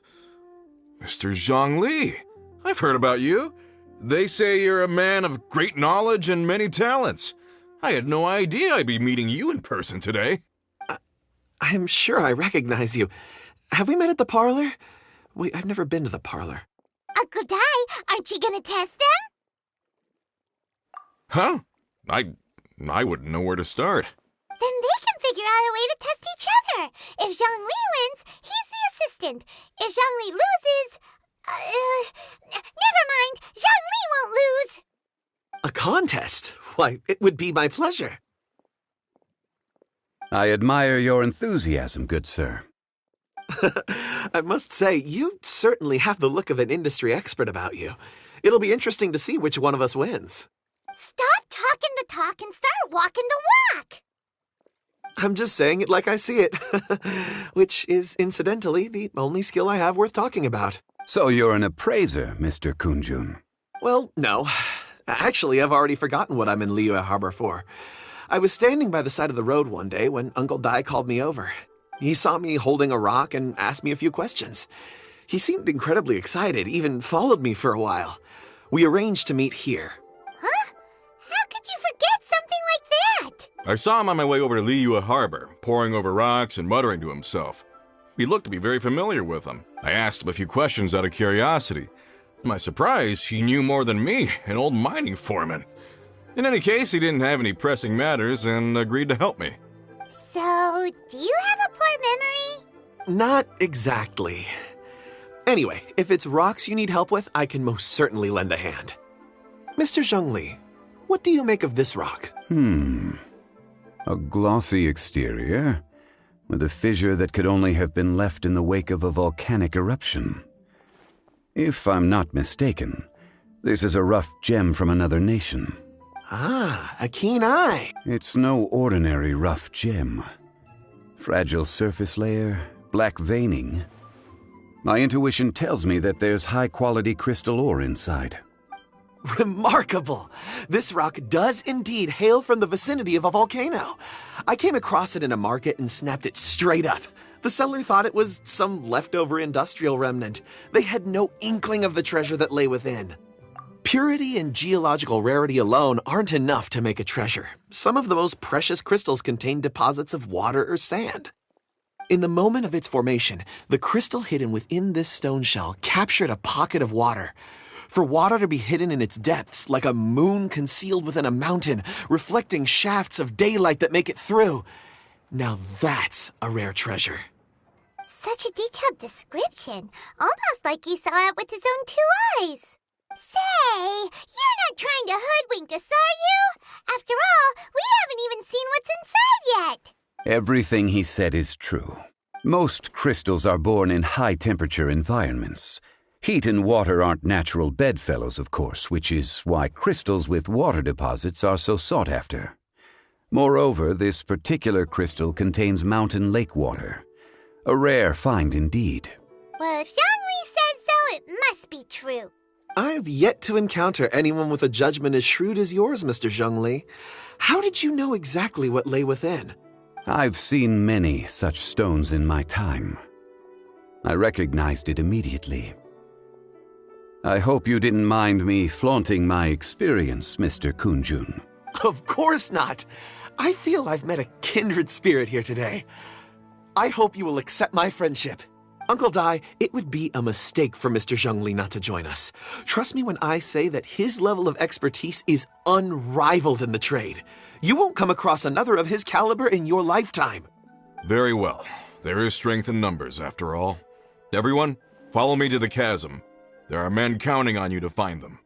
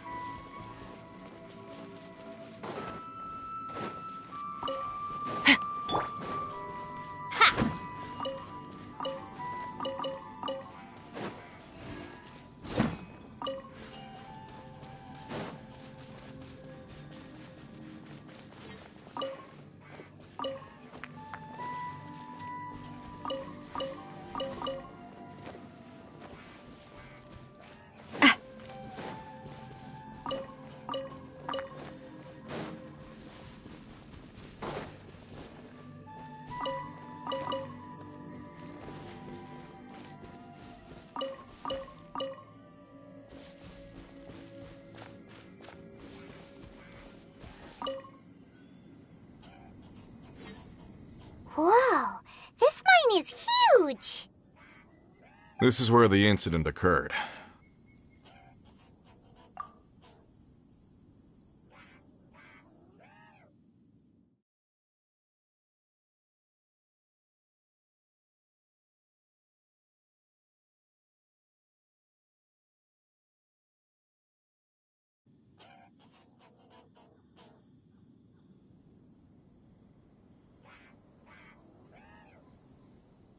"6 days ago, a group of us left the site to attend to other matters. When we returned, the 4 men we'd left behind had vanished. I led a team around the entire mine, but found no trace. That's when I decided to enlist help."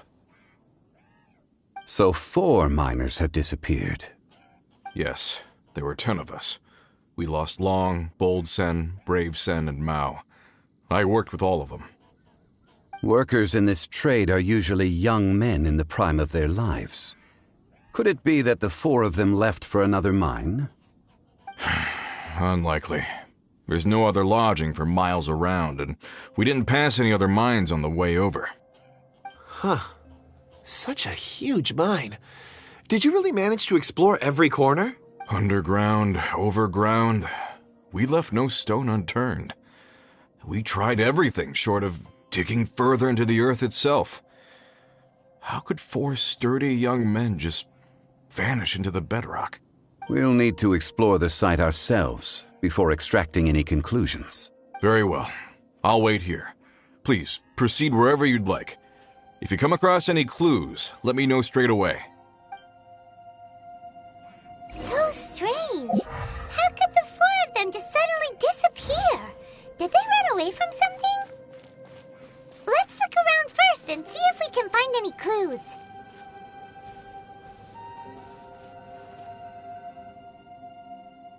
Over here! What's this? A pile of shirts, some trousers. A few everyday items. They must belong to Uncle Dai and his men. 1, 2, 3, 4. Huh, that seems right. 10 shirts, 10 pairs of trousers. These must be spares, right? Look, Uncle Dai's clothes are identical. The 4 of them have been gone for 6 days without a change of clothes. There's also a few handkerchiefs and some soap lying around. Oh, and some tool belts. Items for washing one's face before the dawn shift. Mining equipment. So, they didn't take any supplies. Correct. Improbable. There are 4 pickaxes missing. It seems likely they left with the tools of their trade. They had time to take their tools, but not their everyday items? Curious. Huh. Why would someone set off with their tools, but leave their luggage behind? 1, they were working close by and didn't need to move their personal effects. But seeing as they've yet to return, this seems an unlikely hypothesis. Or 2, they were forced to leave and had no time to think about their supplies. Oh. It's certainly a possibility. We'll need more clues before any further inference can be made. If they didn't leave, maybe they were made to leave. Let's make a note and let Uncle Dai know.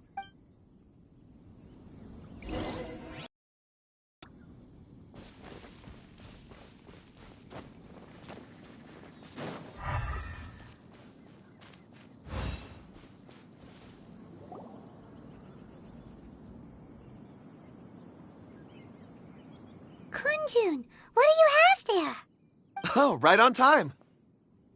Did you find anything? There's a chunk of ore here. Perhaps there are clues within. Or, what does it have to do with the disappearance? Let's find out. I'll give it a try.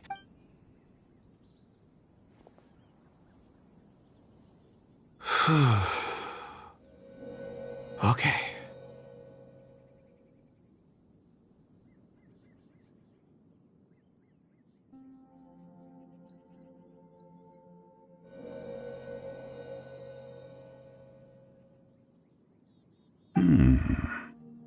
Looks like he's concentrating really hard. What's he up to? I see 4 men. following someone out of the mine. It looks like a child. A child?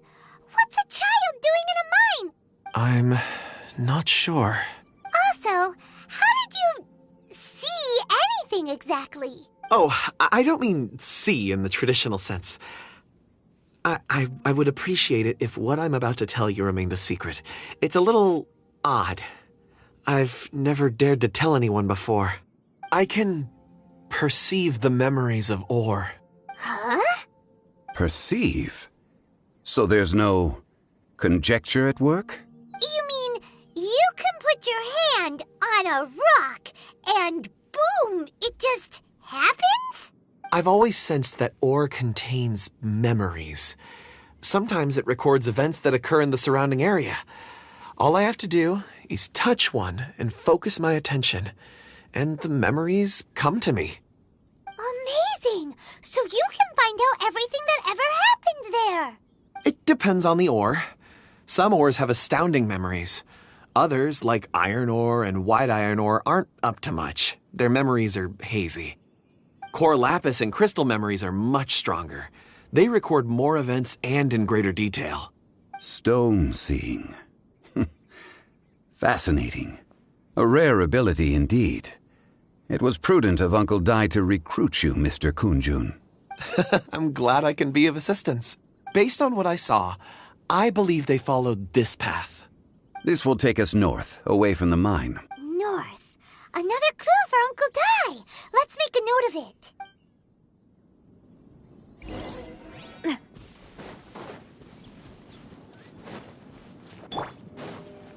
Final warning! Hiya!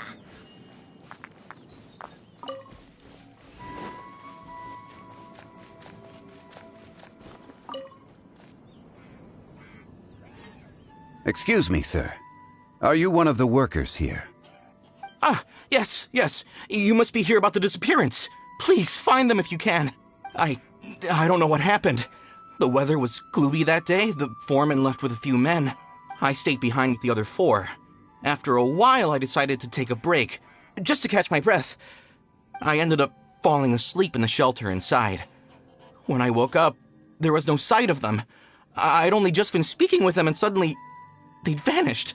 Maybe I'm next. So the men that were out working disappeared, with the only one left to tell the tale having been asleep in a shelter. Perhaps an accident occurred on site. What a scary thought. An on-site accident. We should note that down too. We found some clues.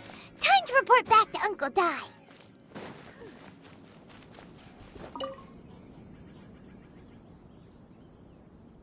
You're back. How are the investigations going? We found 3 clues in the vicinity. First, there are 4 missing pickaxes, yet everyday items are still in their place. This suggests that your men didn't leave of their own accord, but were forced to. Forced to? But who would kidnap miners? Who indeed? Second, there were 5 workers at the mine. One of them left the site to take respite.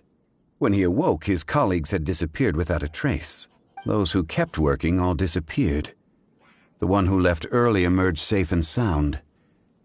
It would appear that the incident occurred on site. Now that you mention it, I recall Bravo saying that he took a break. Could someone have entered the site and simply walked away with them? This leads me to my third point. Mr. Kunjun here made good use of his, expert techniques to arrive at a conclusion. It was a child that took your men away. A child? But there are no settlements here for miles around. There's no way a child would have made it over to the mine. Unlikely as it sounds, that's our conclusion. Your men were following a child. Where did they go? We believe that they followed the road north, away from the mine and toward the ruins. North? Right. I'll rally my men and head in pursuit. You've been invaluable to the investigation, but leave the legwork to us. If we set off now and make haste, we might be able to catch them. Not so fast. The incident occurred 6 days ago. Even if they set out on foot, they will have covered a lot of ground by now. You're right. New plan. I'll lead my search party over to the settlements further out and make some inquiries. There are only a few settlements around here with lodging for the night. We'll go investigate and see if we can come up with anything. In the meantime, you could keep looking for clues. If we don't see each other, let's reconvene at Wangshu Inn tomorrow evening. Agreed. All right, me and my men will get going.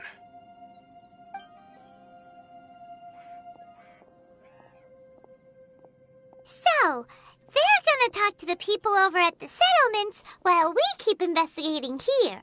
Correct. But there aren't any more clues at the mine. Shouldn't we go north? Wait. I believe we're missing someone. Huh? Oh yeah! Where's Kunjun? Paimon bets he's still investigating. Let's go find him.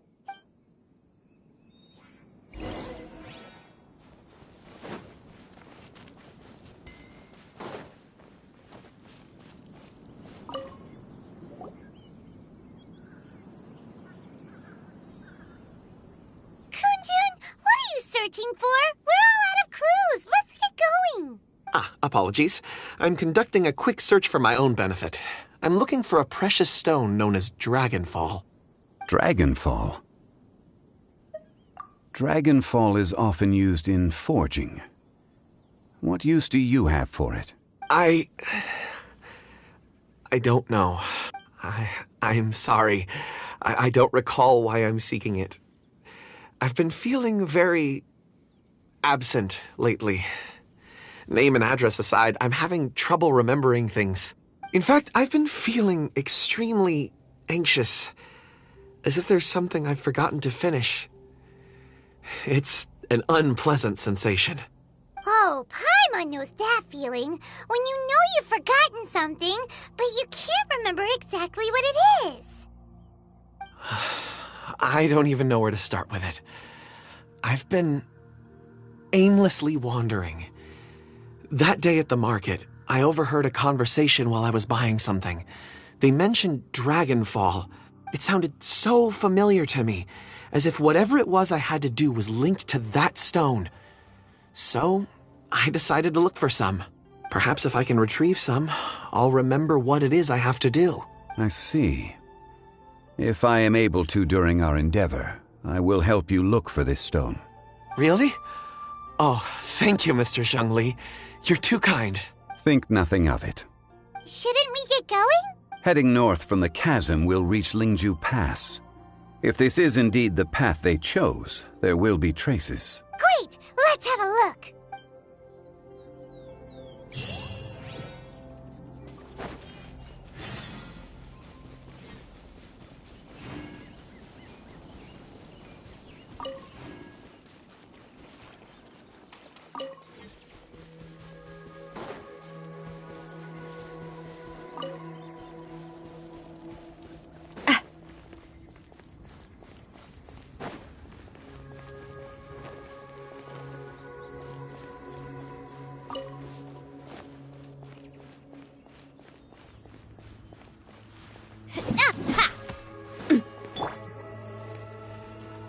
Stop right there!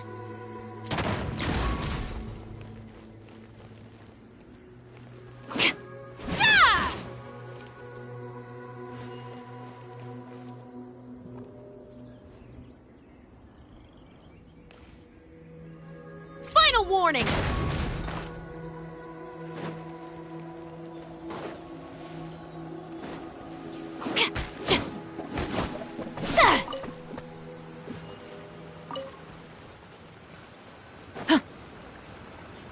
Drop your weapons!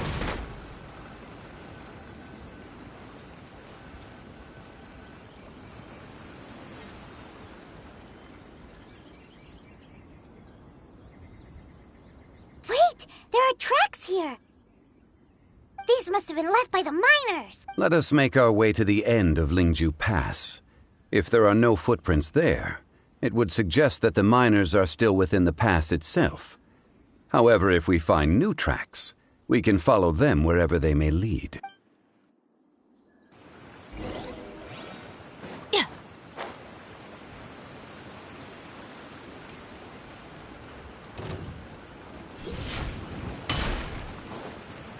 Shine down!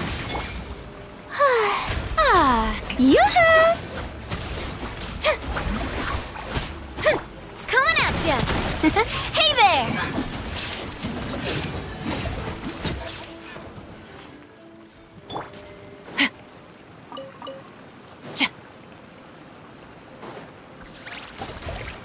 Final warning!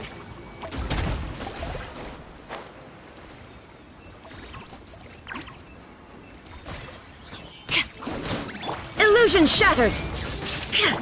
Umbrella warfare, I guess!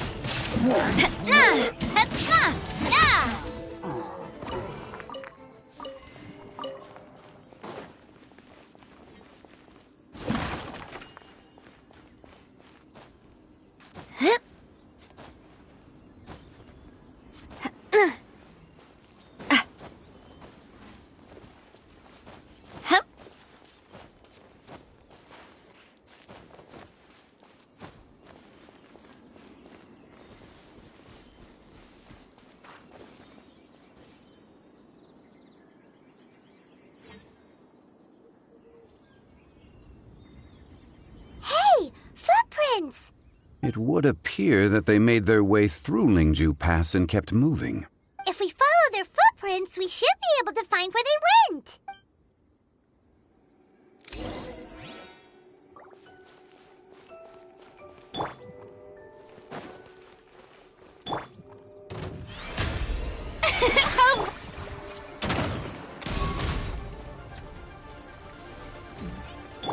There is no escape! Hey there!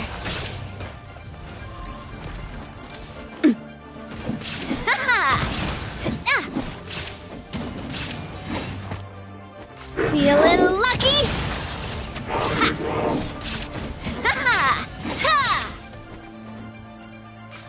Hey there! Stop right there!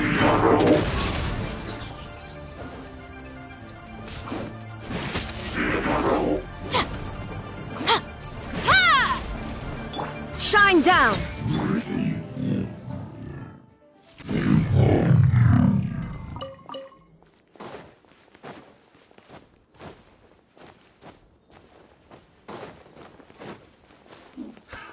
Another test. Coming at ya! Hiya! Drop your weapons! You asked for it!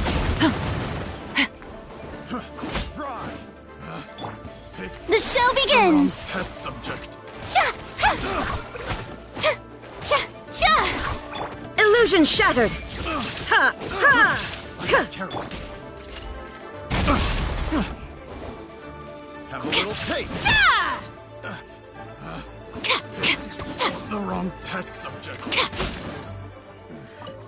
The hunter becomes the hunted.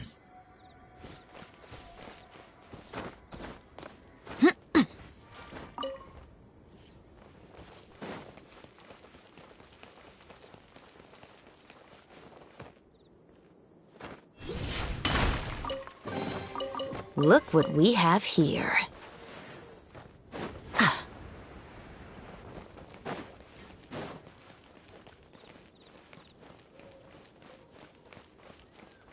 Oh no, the footprints end here. We should inquire with anyone nearby. If the miners came through here, they may well have seen them.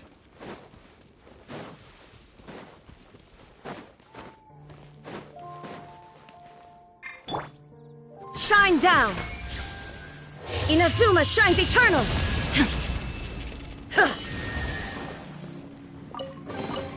Take them. I have no need.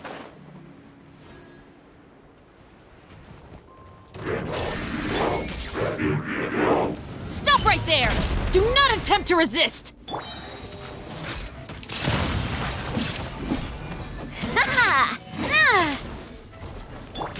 Justice will prevail!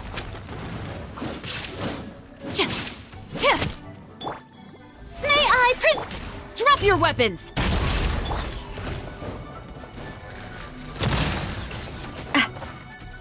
Feeling lucky?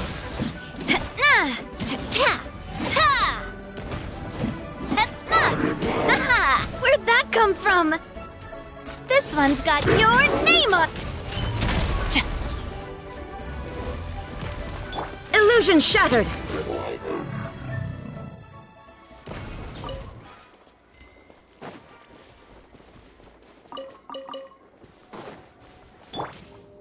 Stop right there!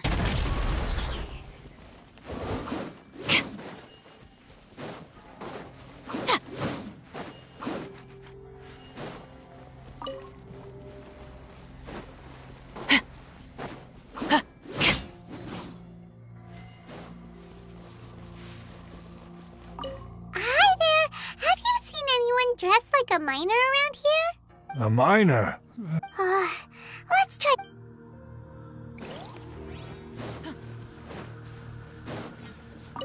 Hello?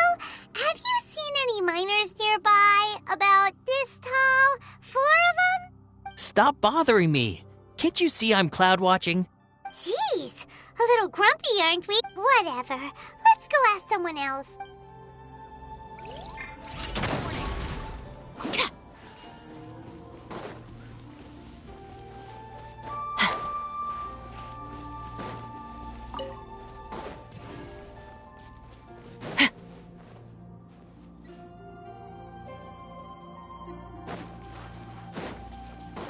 There is no escape!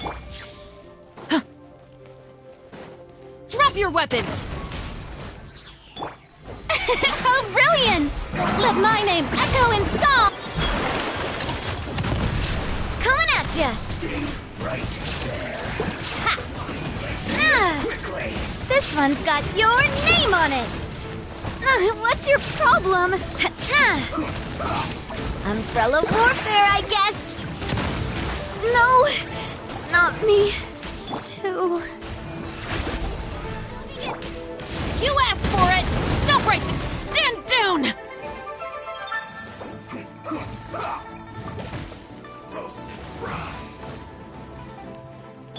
Shine down! Torn to oblivion!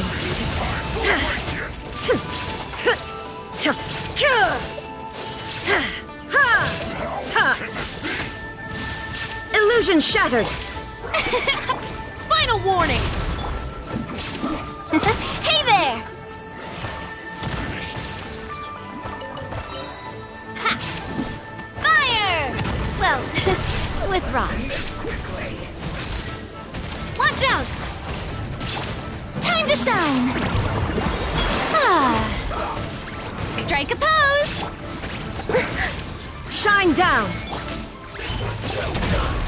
Oh! This one's got your name on it! Justice will prevail! Now you shall perish! Illusion shattered!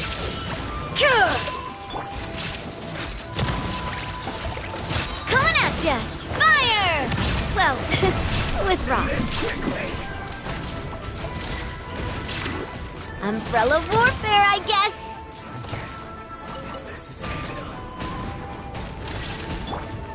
Yoo-hoo!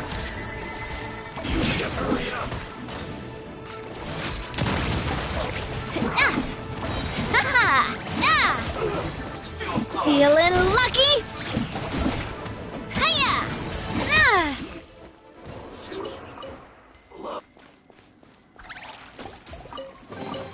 Quick, let's... May I drop your weapons!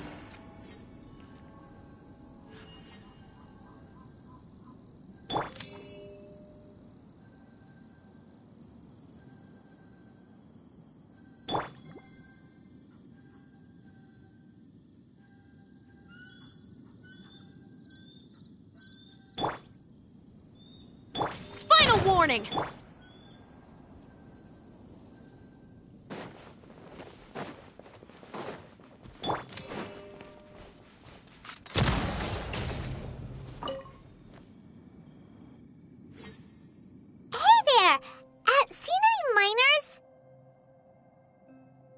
It must have been about 4 or 5 days ago.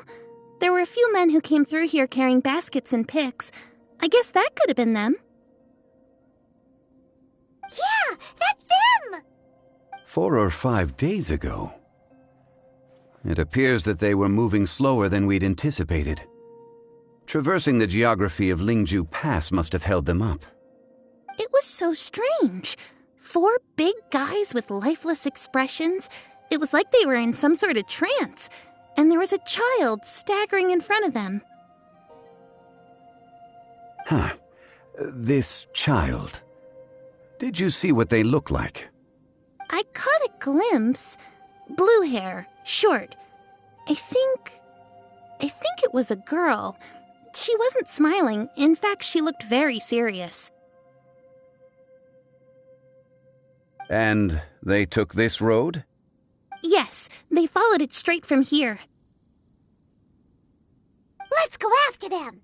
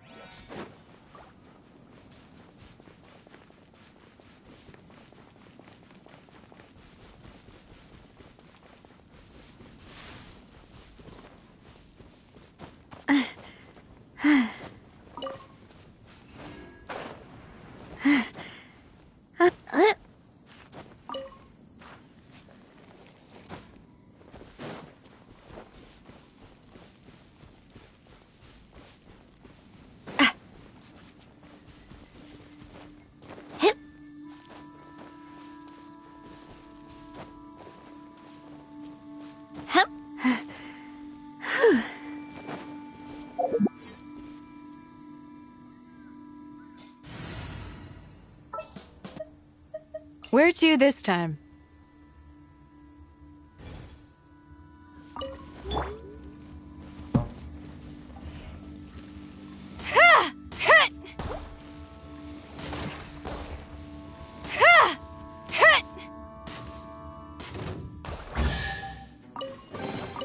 Let's see. That looks edible. And this looks useful.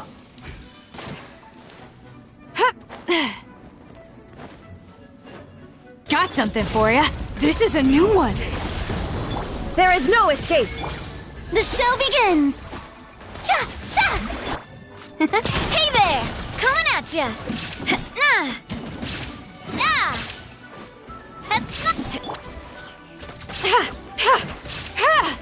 So soon.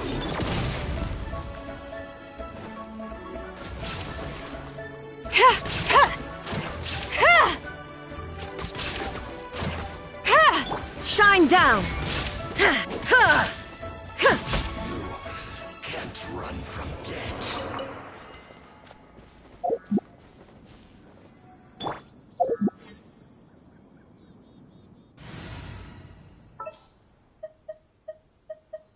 Armed and ready.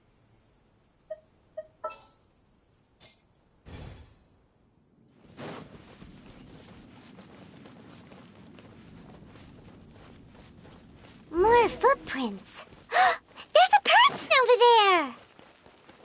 Help! Please save me!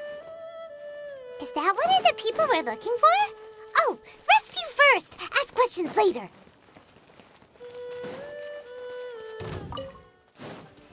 Drop your weapons! There is no escape! Umbrella warfare, I guess! Ha!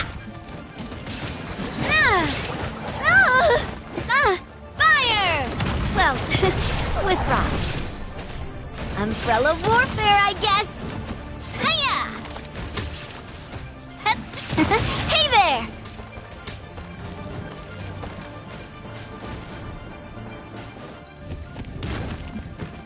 Coming at ya! Final warning! You asked for it!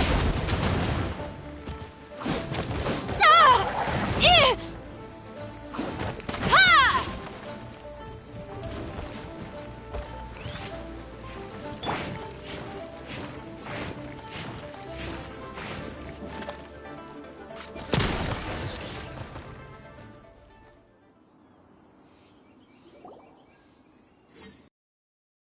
Those monsters were so aggressive.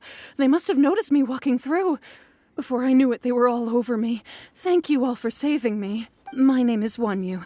I belong to Liyue Shengyu Hall. I head up our human culture and civilization research. Huh? You sure you're not a miner? A miner? Yeah, we're looking for a group of 4 strong fellas carrying mining equipment.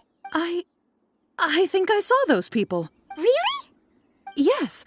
I set off from Nantianmen the day before yesterday, heading for Lingju Pass. About halfway there, I came across some people. A few men and a child. I was in a hurry. I didn't get a good look. I'm afraid I'm not even sure what they looked like.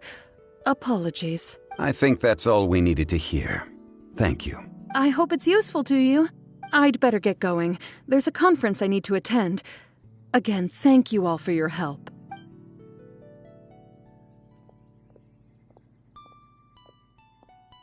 According to this scholar, the miners were heading for Nantianmen. Can we be absolutely sure that it was the men that we're looking for? A child with a group of adults. Sounds pretty close to Paimon. But... Hey, perhaps that rock over there can tell us more. Aha! Paimon nearly forgot about our secret weapon! It looks promising. I'll do my best.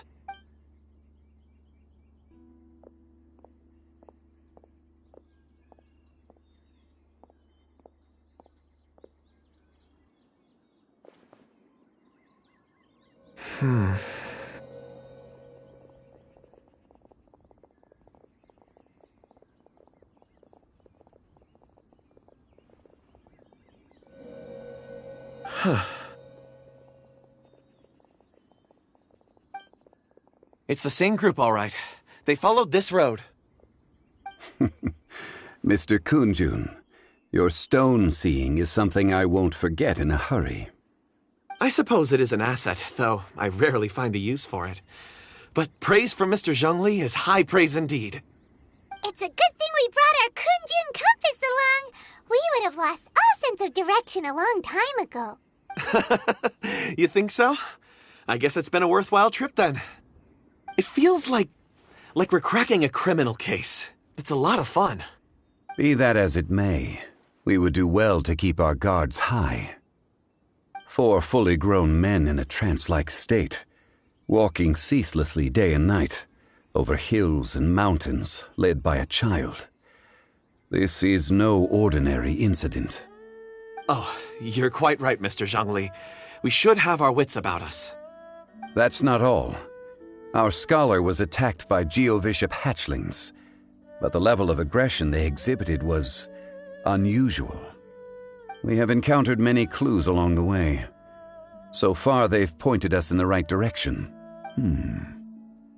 The miners headed in the direction of Nantianmen the day before yesterday. From here, they would have had to navigate a perilous mountain road.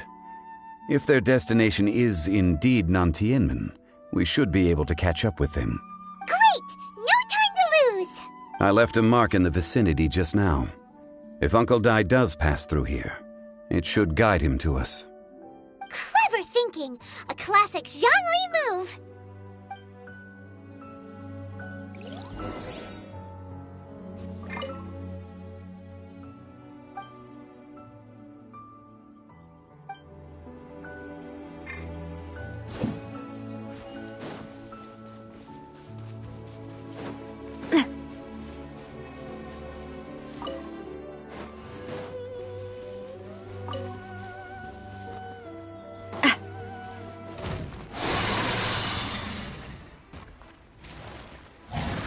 Gotcha!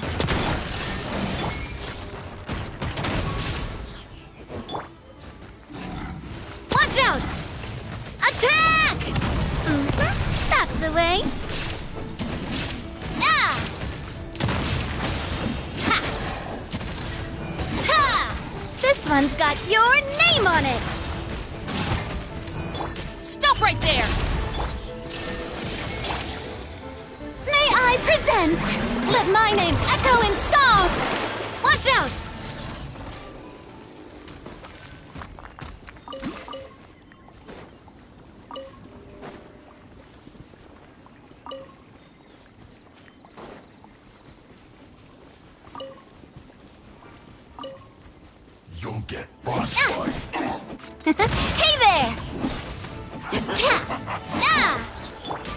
Drop your weapons! Justice will prevail! Illusion shattered! The show begins! I see through you! Hey there! You can't run! I miscalculated.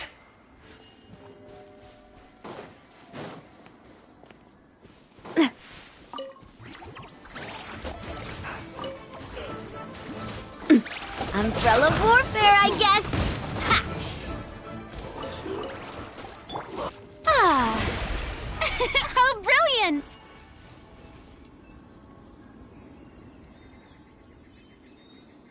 Final warning!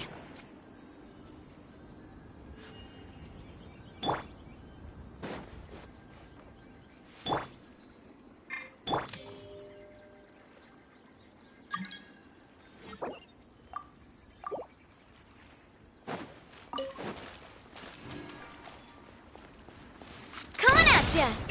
Ah! Ha-ha!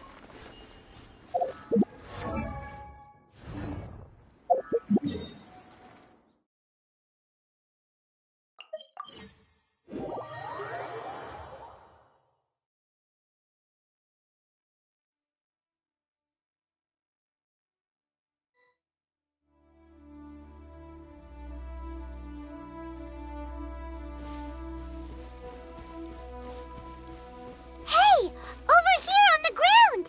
Is this one of the missing people?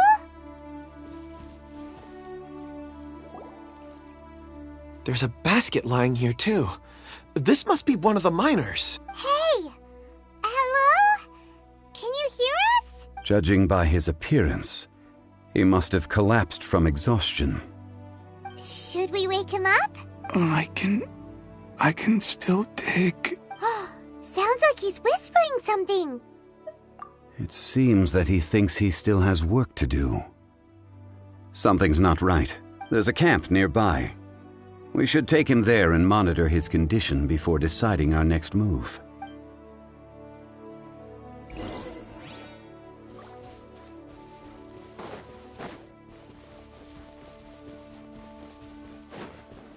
Ha-ha!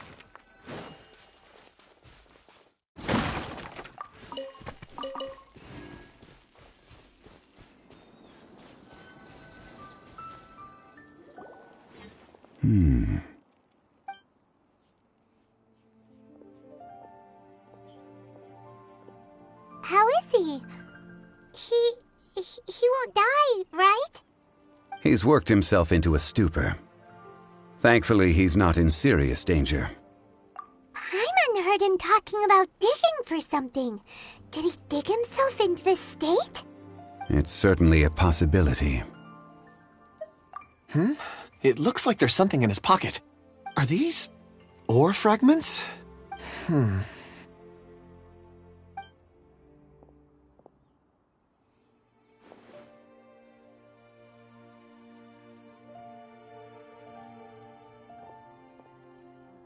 I just witnessed the memories within these ore fragments.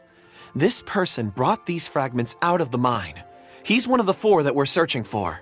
How he came to be here is what we need to understand.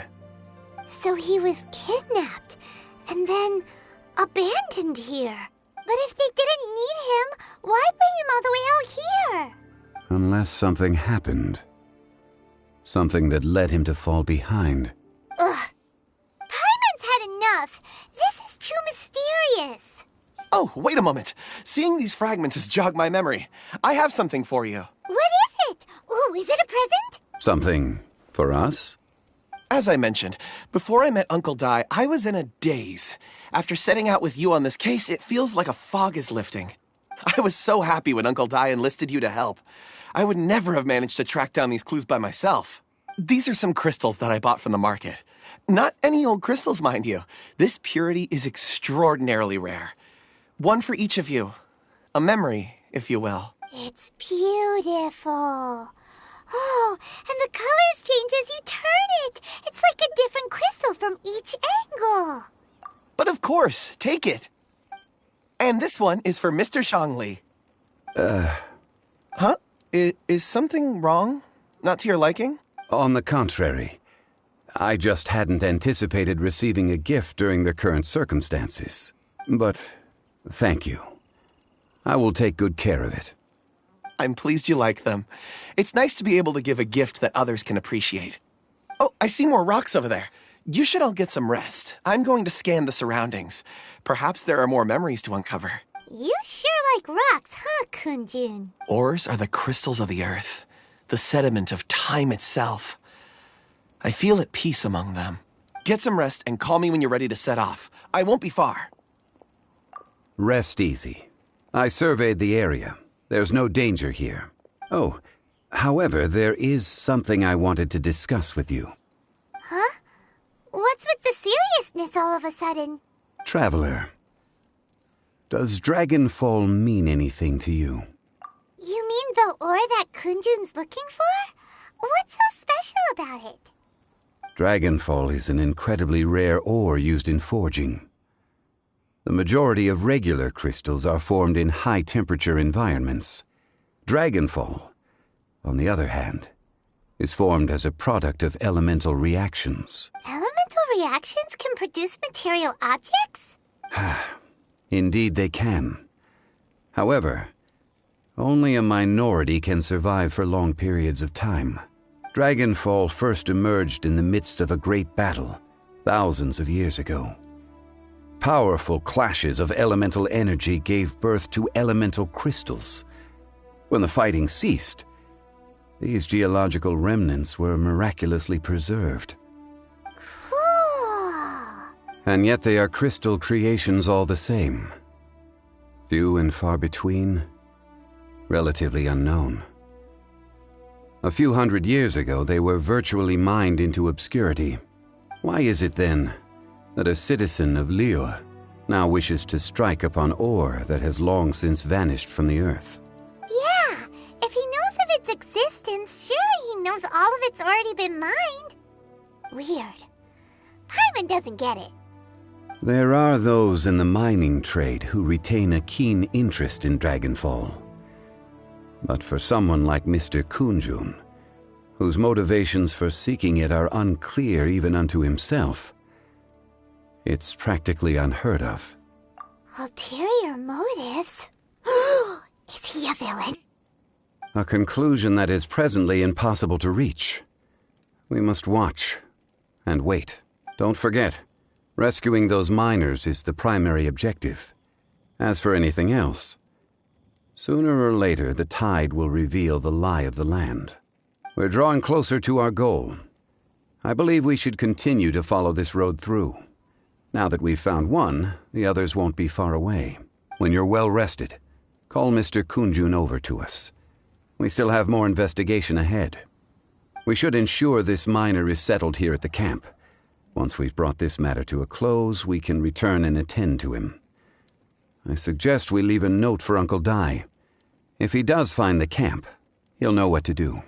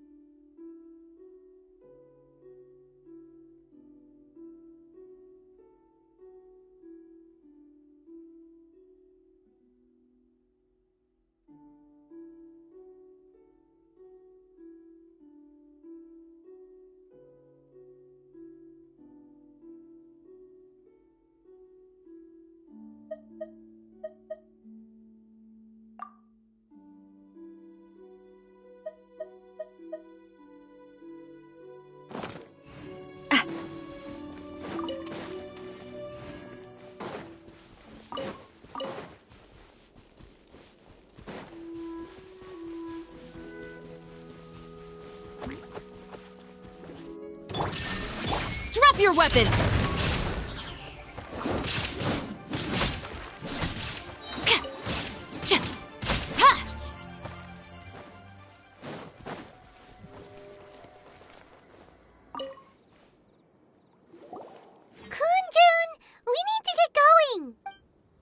No problem. I'm done here.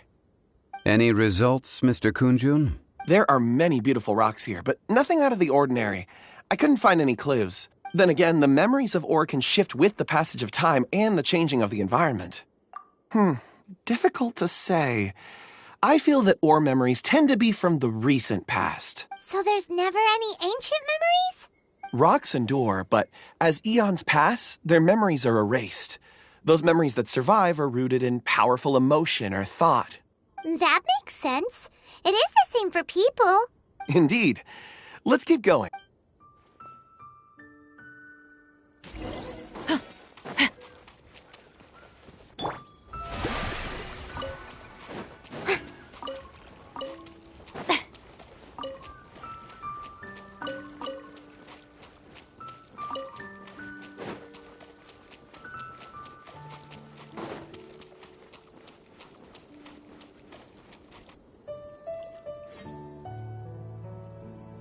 Wow. Such an immense tree. And there's so many mysterious-looking crystals up there, too. Amazing! This ancient tree. Let's conduct separate investigations. I'll take that area. Perhaps you could survey this section. All right, then. Kunjun, can you see anything worth investigating? Well, there is this stone tablet here. Doesn't seem very interesting. Paimon's gonna look over there. Huh. It's worth a try, surely. Let me see.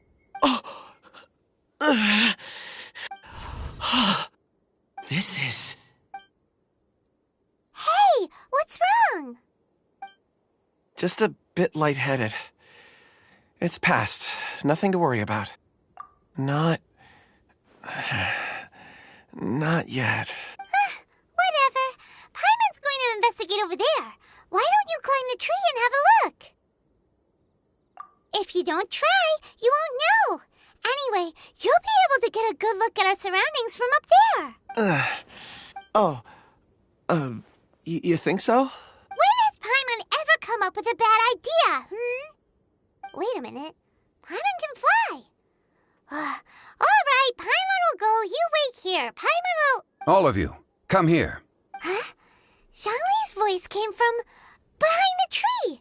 Did he find another clue? Quick, let's go see. Maybe he found another miner.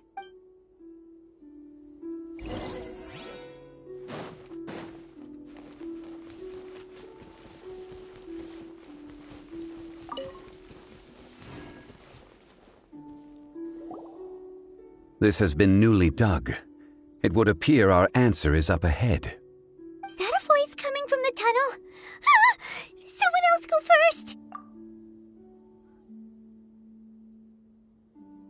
Compose yourselves. I will lead us in.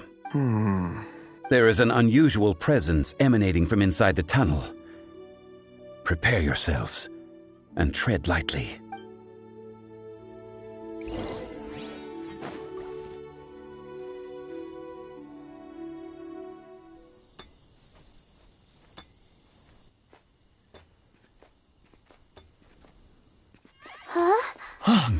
This is... The missing miners are here. What are they digging for? I'm afraid that this whole tunnel is the fruit of their strenuous labor. That gate. Has it been there all along? Digging a tunnel to this ancient seal. Had they not been discovered, they would undoubtedly persevere until they opened the gate.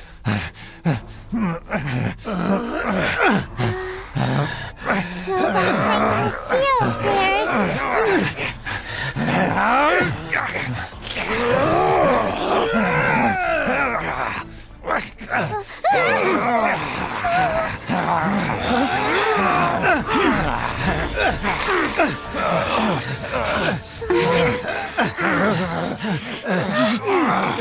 What do we do? We can't hurt them.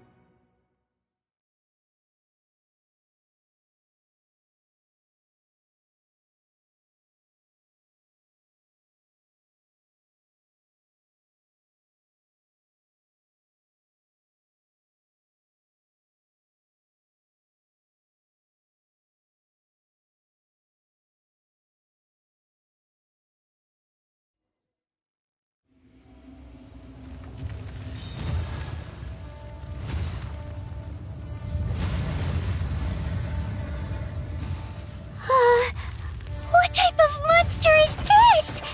Morax, you arrive at my doorstep of your own volition. Excellent. Taking revenge for sealing me away will be all the easier! So, the little girl is your power incarnate. But if you recall, Ishtaha, this is not how we intended for events to transpire. Waste not your words! Your life is mine! Ow! I'm fine. This one's got your name on it. Feeling lucky? May I present? Time to shine. Stop right there! Hiya! Hey there! Illusion shattered! Inazuma shines eternal! Is once not enough? You would forsake me again? If that is what you choose to believe, so be it. He who bears the weight of memory is destined to shoulder the burden of truth, as it ought to be.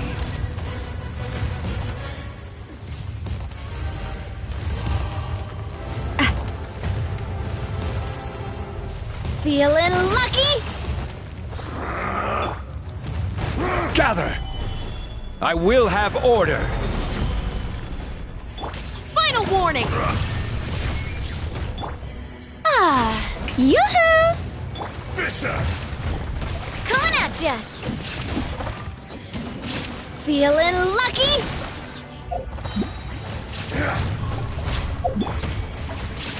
Stabilize! A proper send-up! Morax! You think you can destroy me?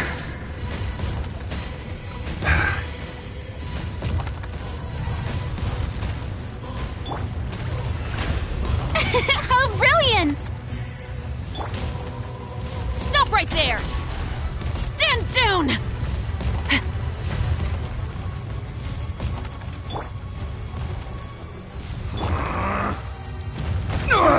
Nothing to fear! Solidify! The show begins! There is no escape! Final warning! Crumble! Hey there! Feeling lucky? Order guide you! Stabilize! Be crushed! Let my name echo in song!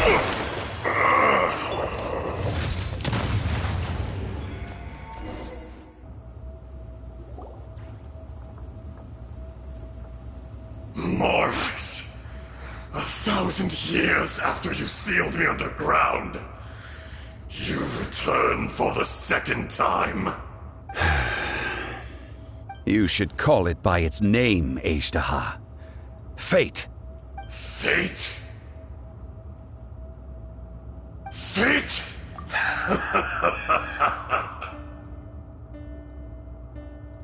So here lies the wisdom of the gods. Destroy all deemed redundant. Enlist tyrants to ravage the wilderness. No. You have forgotten. That voice! Ishtaha. Huh? Kunjun? Morax. It's been a while.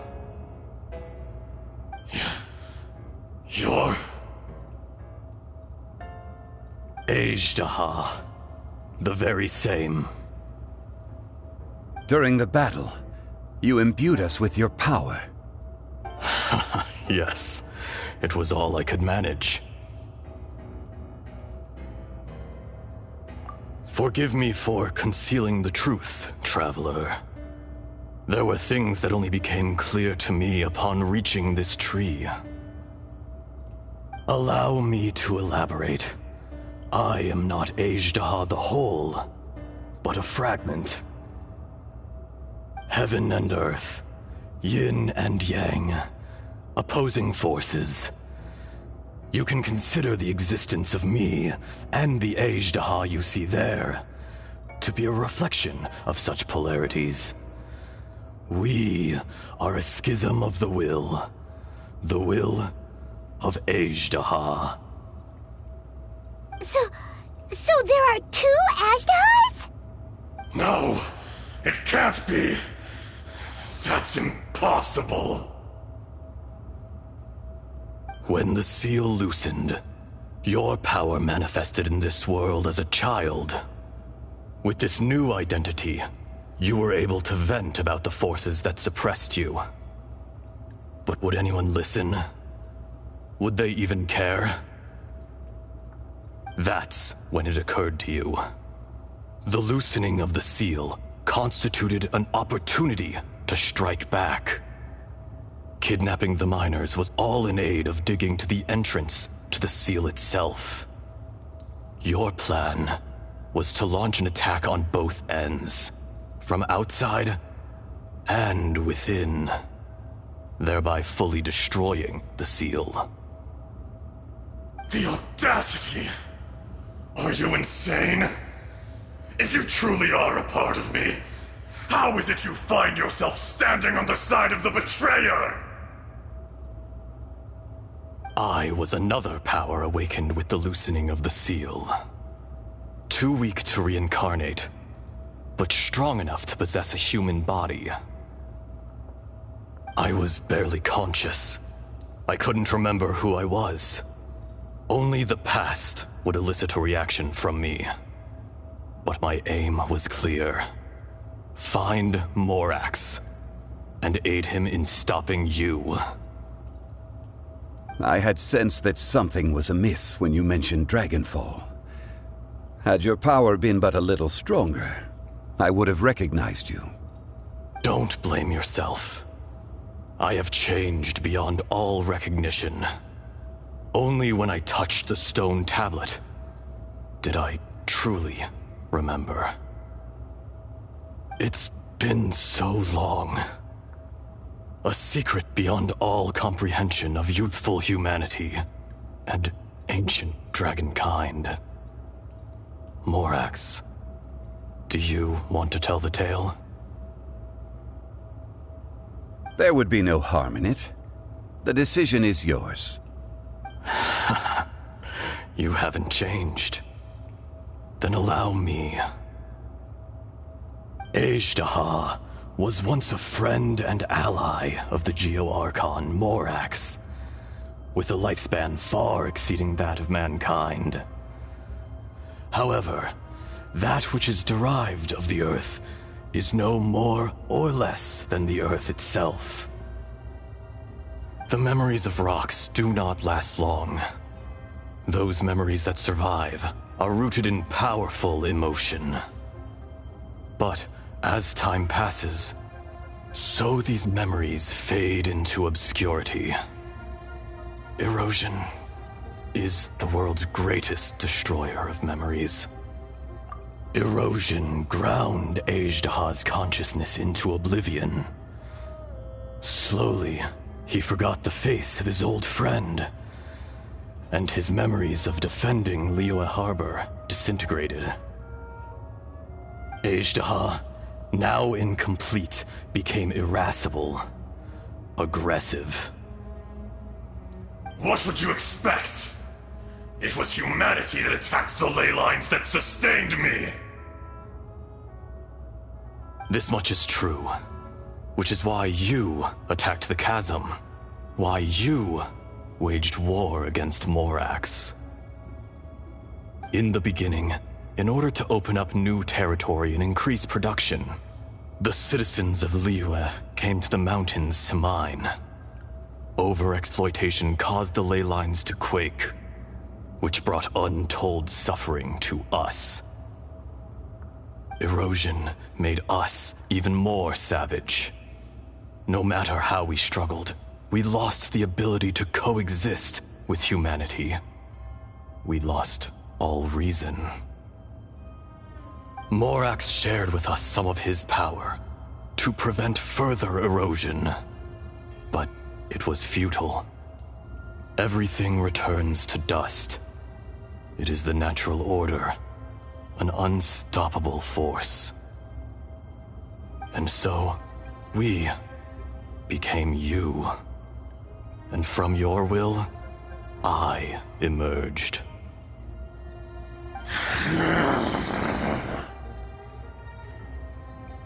I am your final contract. Witness the promise between Ajdaha and Morax. You can hate me, but you cannot deny me. No! No!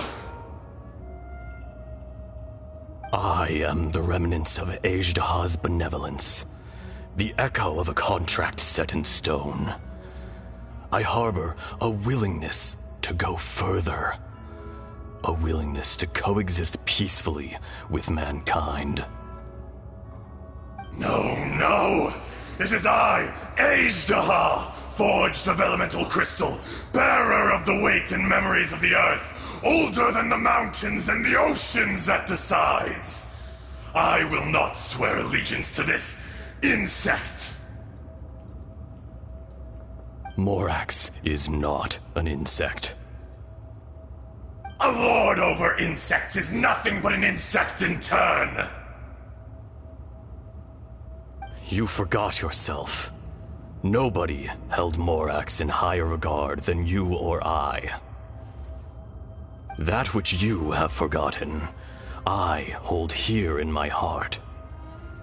If you are the memory of the Earth, then I am the memory of coexistence. Of coexistence with humanity. All powers under heaven, rise and fall of land and sea. A star appears within the wild. A sun ascends as bright as jade.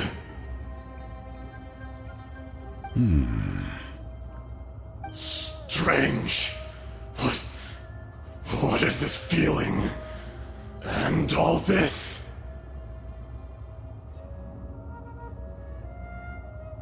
You are spent, and I will soon disappear. Before I do, heed these words. In the wilderness, snow falls on a spring day. In an instant, it will melt.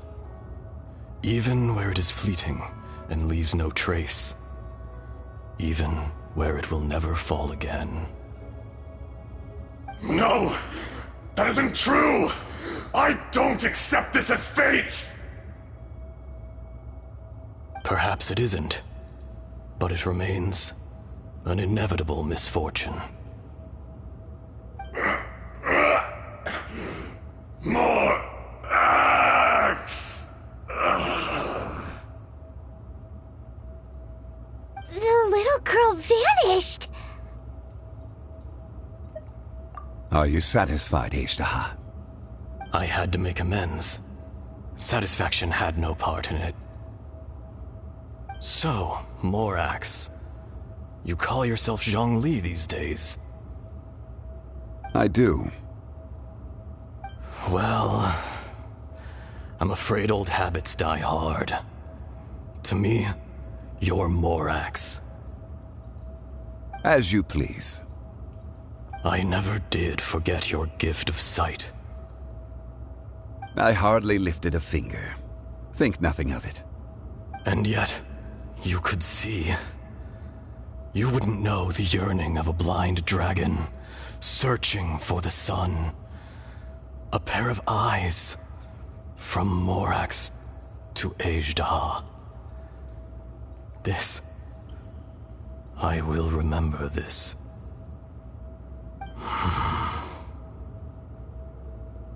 Your power is nearly spent. Ah. Perceptive as always, my friend. Shall we get going, you and I? Surely the pressing matter is still that of the miners trapped outside the seal. Indeed.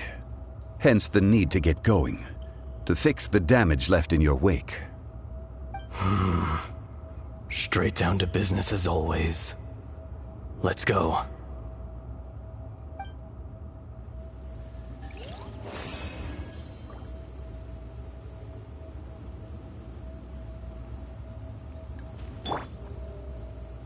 Shower me with praise!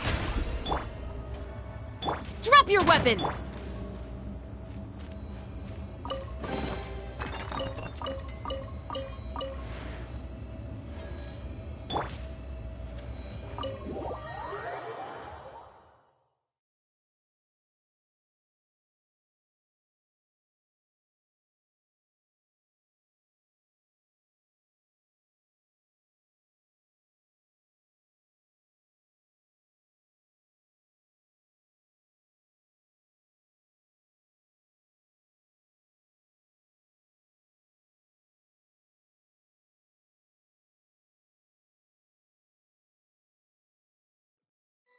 Huh? How did we get here? We need to go back and check on the miners!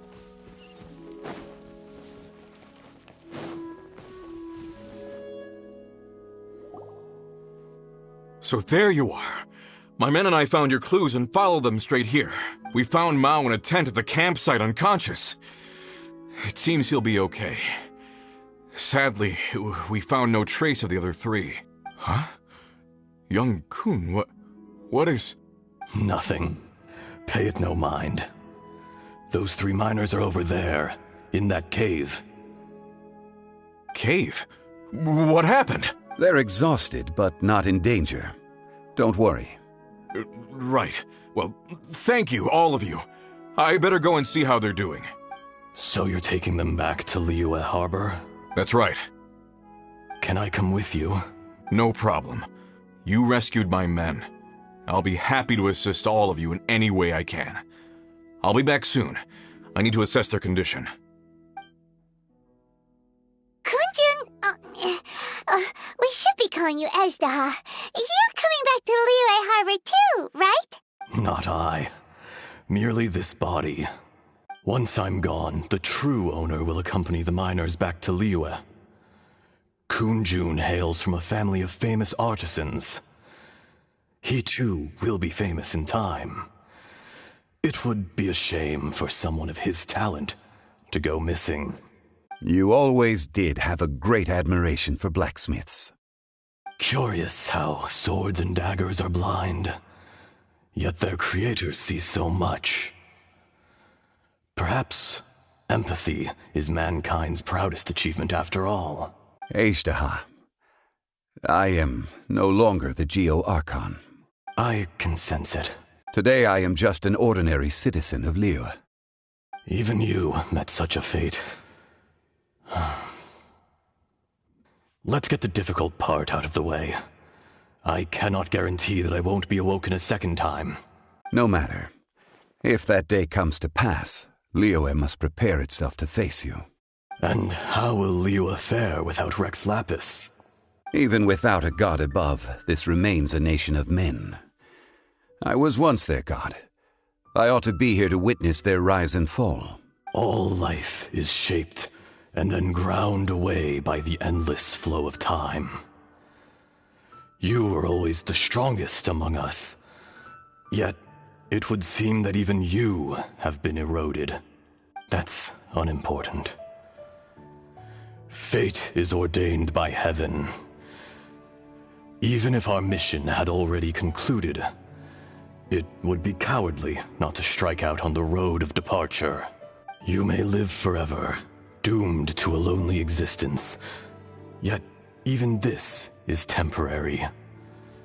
When you reach the end of time, those people, those past and future relationships predetermined by fate. They will be waiting for you. I do not pretend to match your rhetoric when it comes to the subject of a life long lived. I fear that the life of an elemental being is longer than any in this world. Were it not so, you would have killed me long ago, and would not be having to face me again now. You've brought a smile to my face.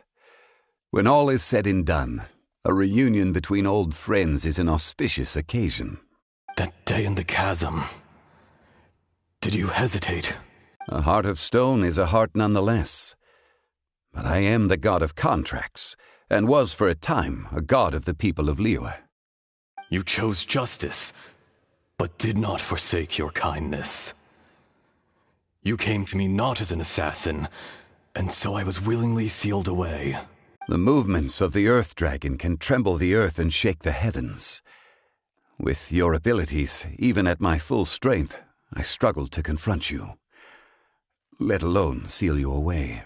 Hence my inception. Do not forget that I was there with Liyue's founder. The face may have changed, but the content of the contract remains intact. Old friend, god of contracts, I hereby honor our agreement.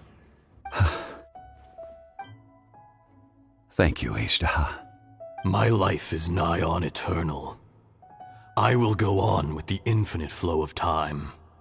And you, Morax, you too will live for many a day to come. You're leaving? If it is fated, Morax, we will meet again.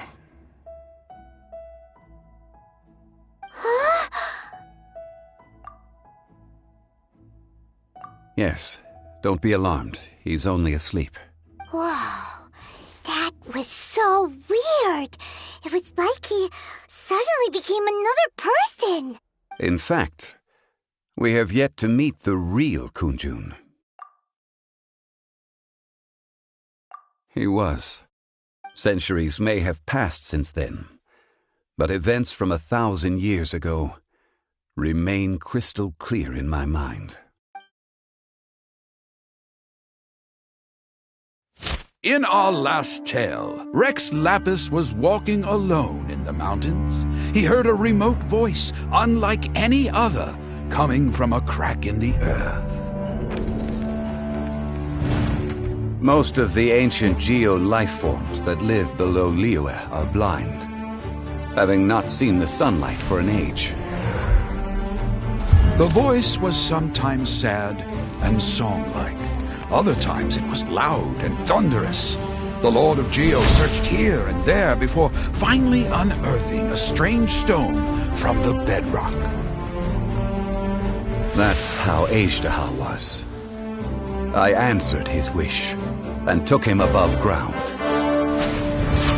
The Lord of Geo took pity on the rock spirit and carved it into a magnificent work of craftsmanship, a vivid representation of a dragon. I bestowed him with a pair of eyes to see the world and came to an agreement with him. With his fingers, he made 2 eyes, quicker than words could tell. Lightning flashed and thunder roared, and a living, breathing dragon soared into the clouds. I agreed to let him live among the people above ground. But if the day ever came when he brought ruin to order, he would once again be sealed in the dark. The dragon accompanied the Lord of Geo, fighting campaigns alongside him in the 4 corners of the world. We have a saying to eulogize these events. The crash of a spear brought billowing dust. The mountains and waters made way at the sound. The sight of a dragon bestowed with a touch the promise of rainwater blessing the ground.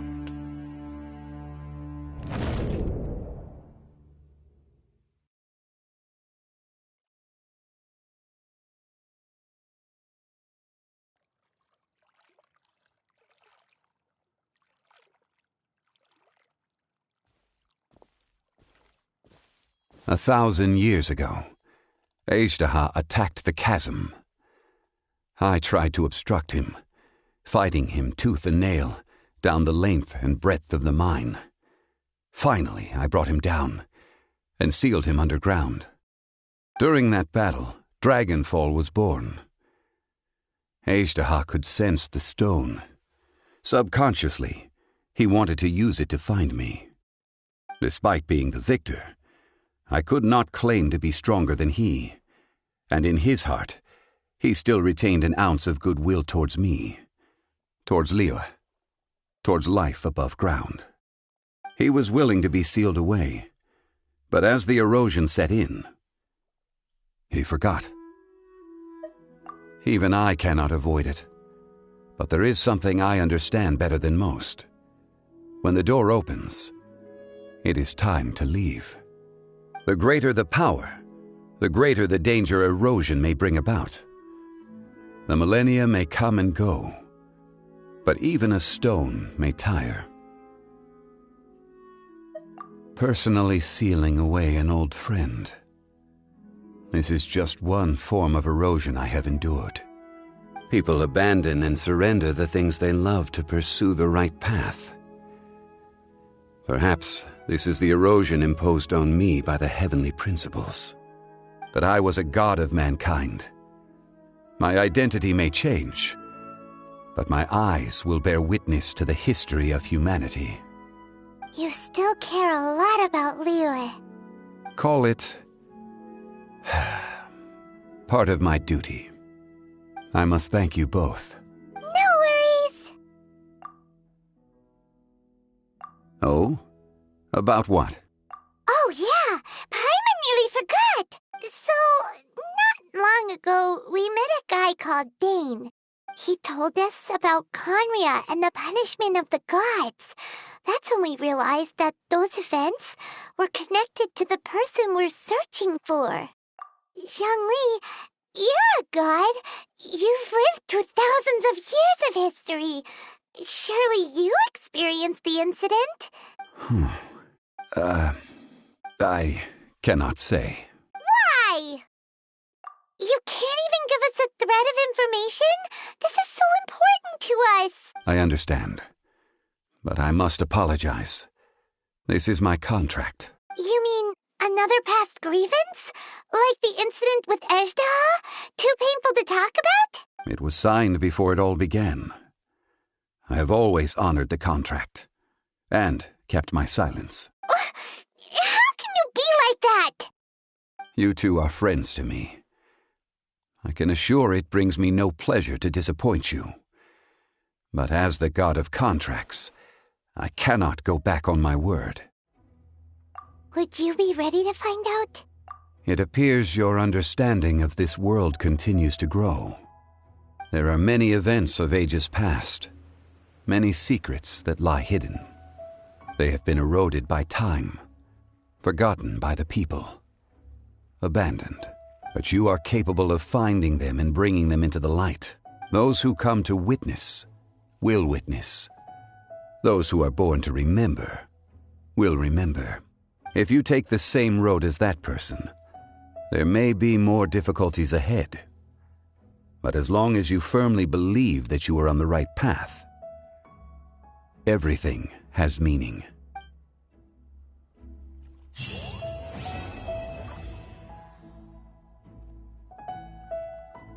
This tablet was erected by Mountain Shaper.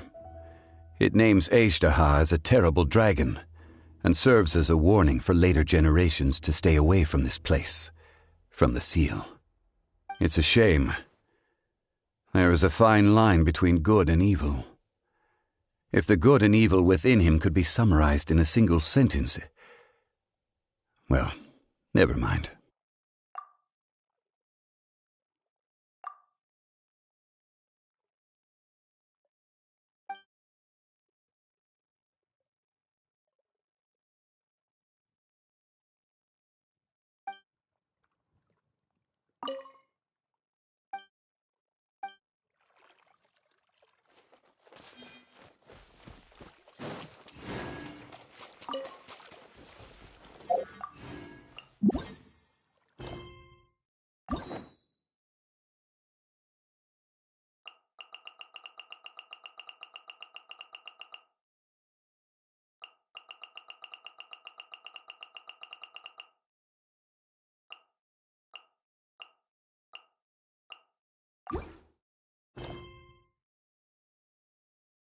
The musket is my favorite weapon. It's both powerful and threatening. Sometimes the latter trait is far more useful.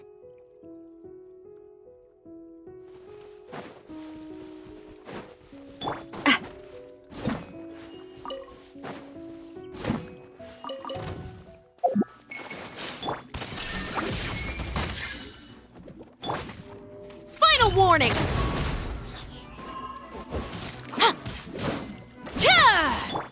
Strike a pose!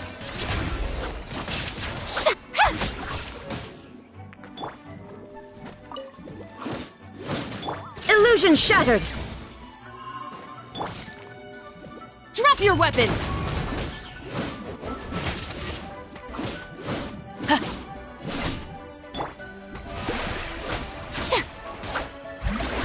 Shine down! Stop right there! Hands where I can see them!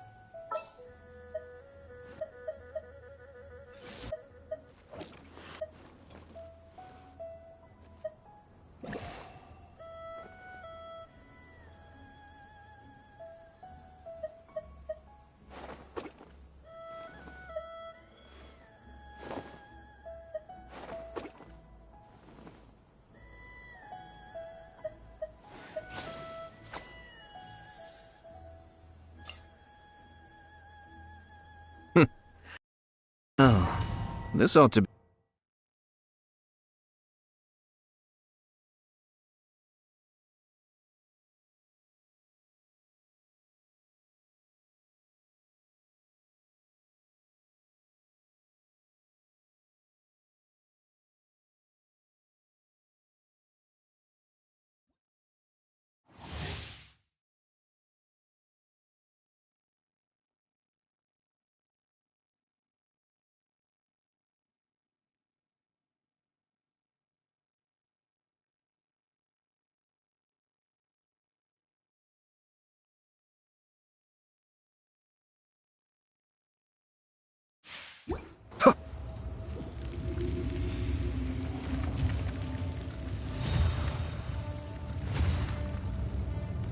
You dare overstep your mortal authority?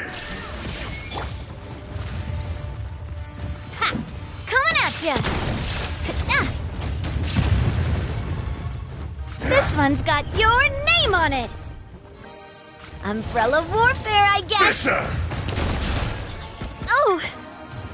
Coming at ya!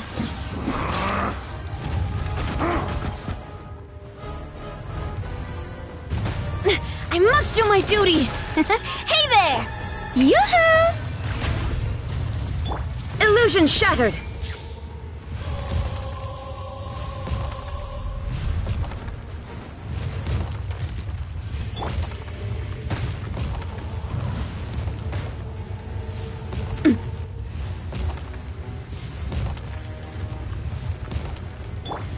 May I present?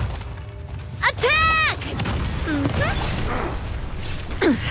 Insolent! Shine down! Ah!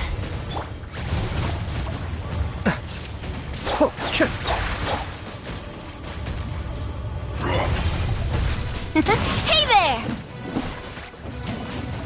Ha! Hey there! Detestable! There is no atonement Watch out! for 1,000-year pain! Cha! A proper send-off! From the Transcend all constraints. Today, you witness your reckoning!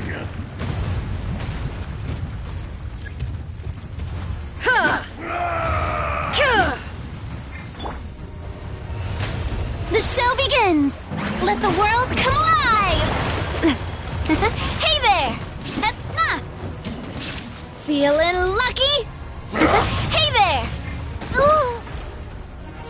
Cascade!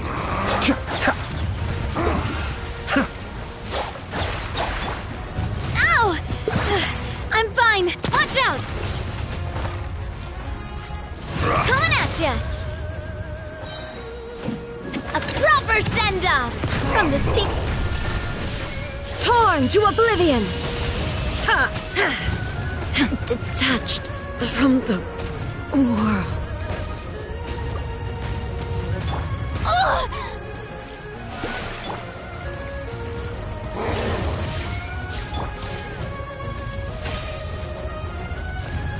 Feeling lucky?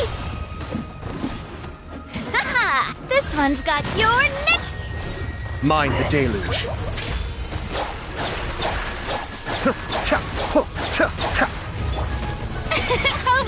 There is no escape! Ha! Ha! Ha!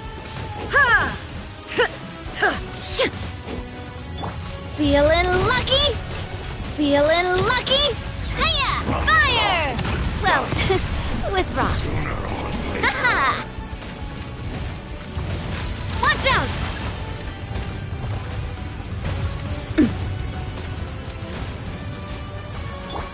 The show begins!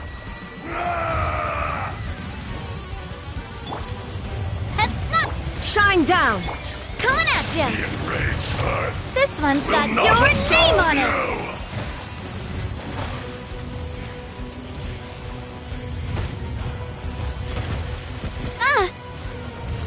You stand upon your tomb, though you know it not!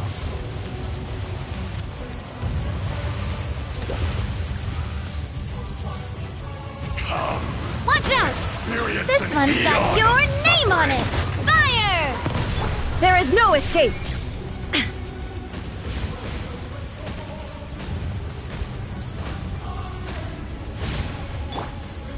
May I present?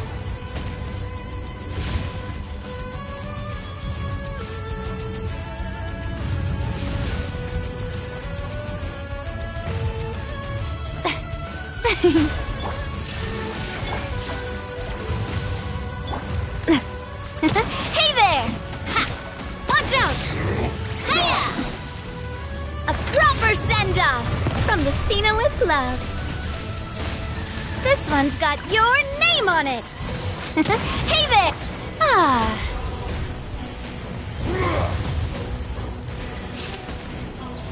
Let my name echo in song! Ha!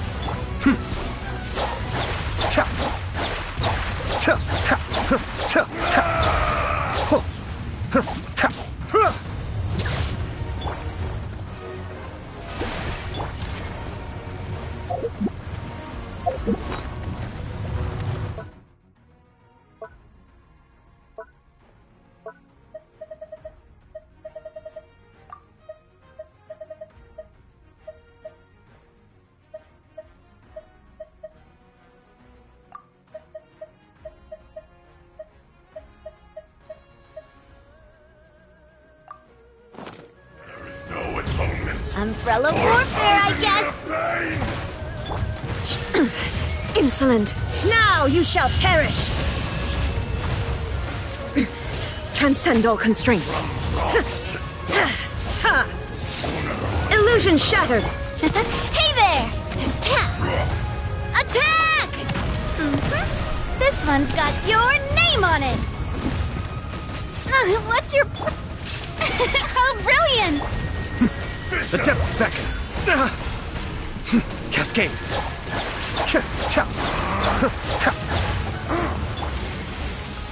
Watch out! Umbrella warfare, I guess! A proper send-off from the Spina with love. Be still.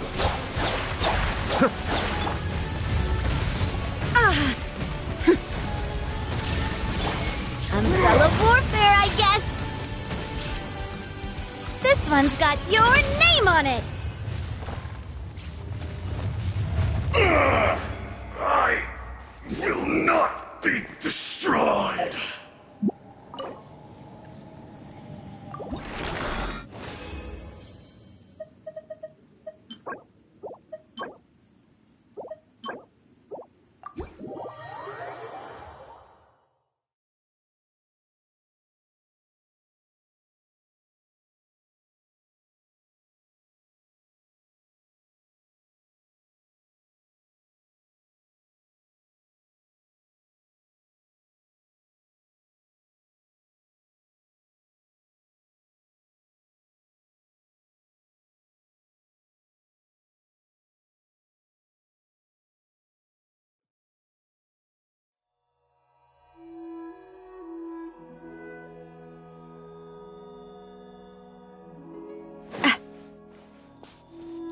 Coming at ya!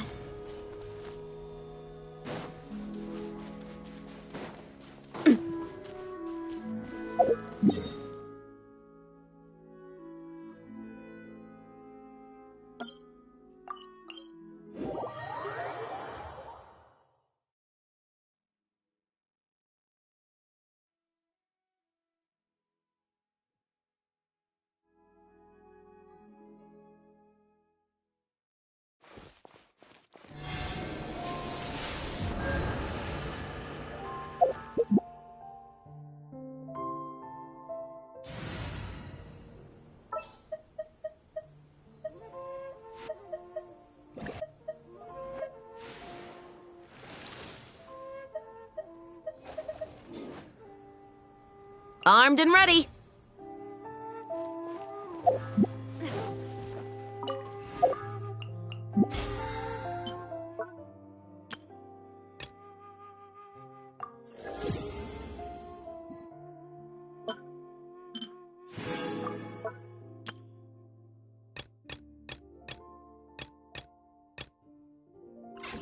My time with Espina has taught me that carrying an unreliable weapon is worse than not carrying one at all.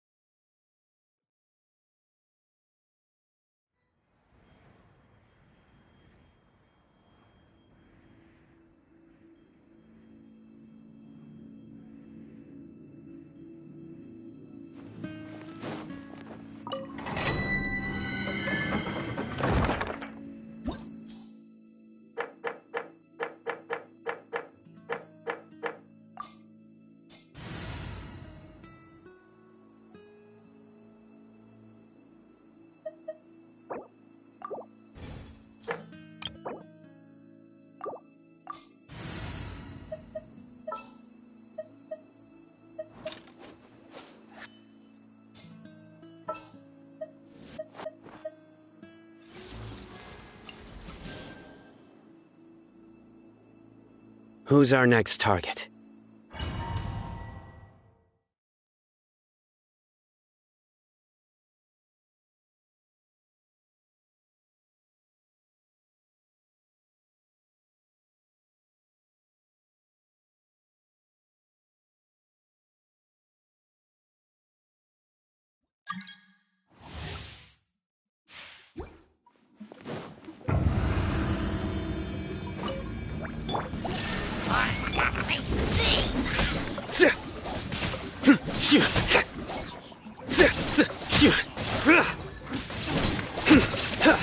Nowhere to run!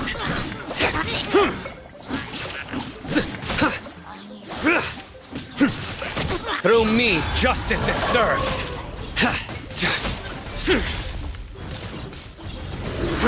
Your penance is due! You stand condemned! Your penance is due!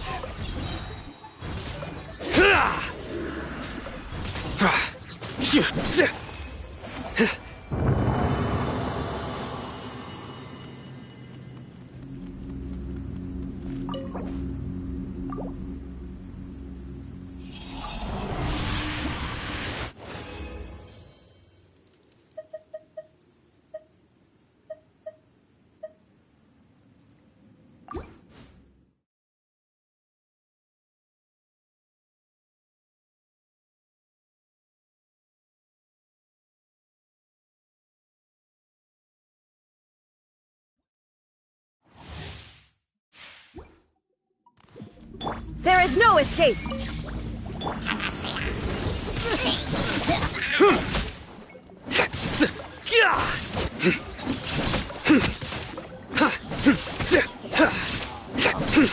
Surrender!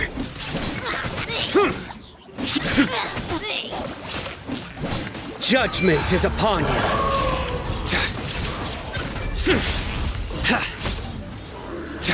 Guilty! Your penance is due! Guilty!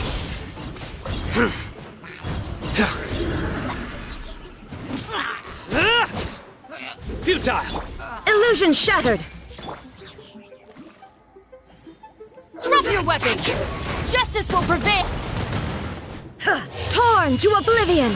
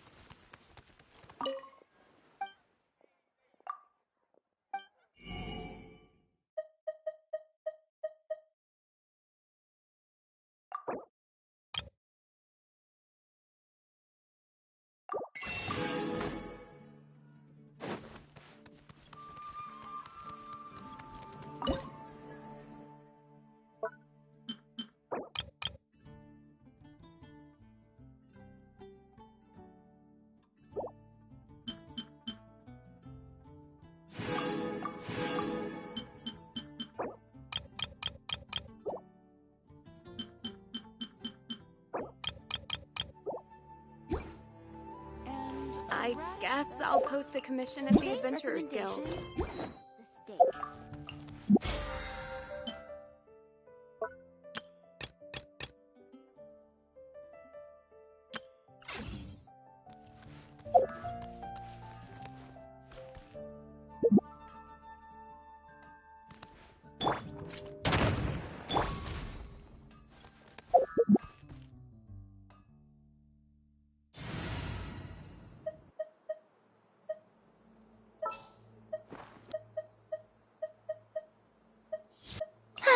I knew you'd miss me.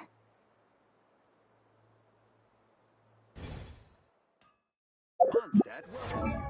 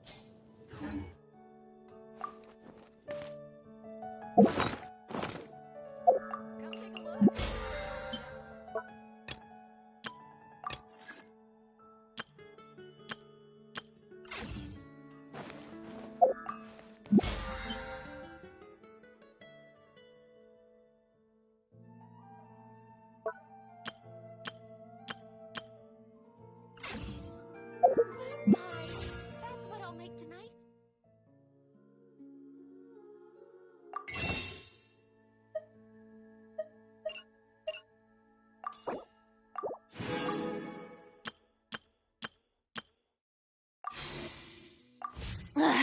Boring! Isn't there anything else more interesting to do?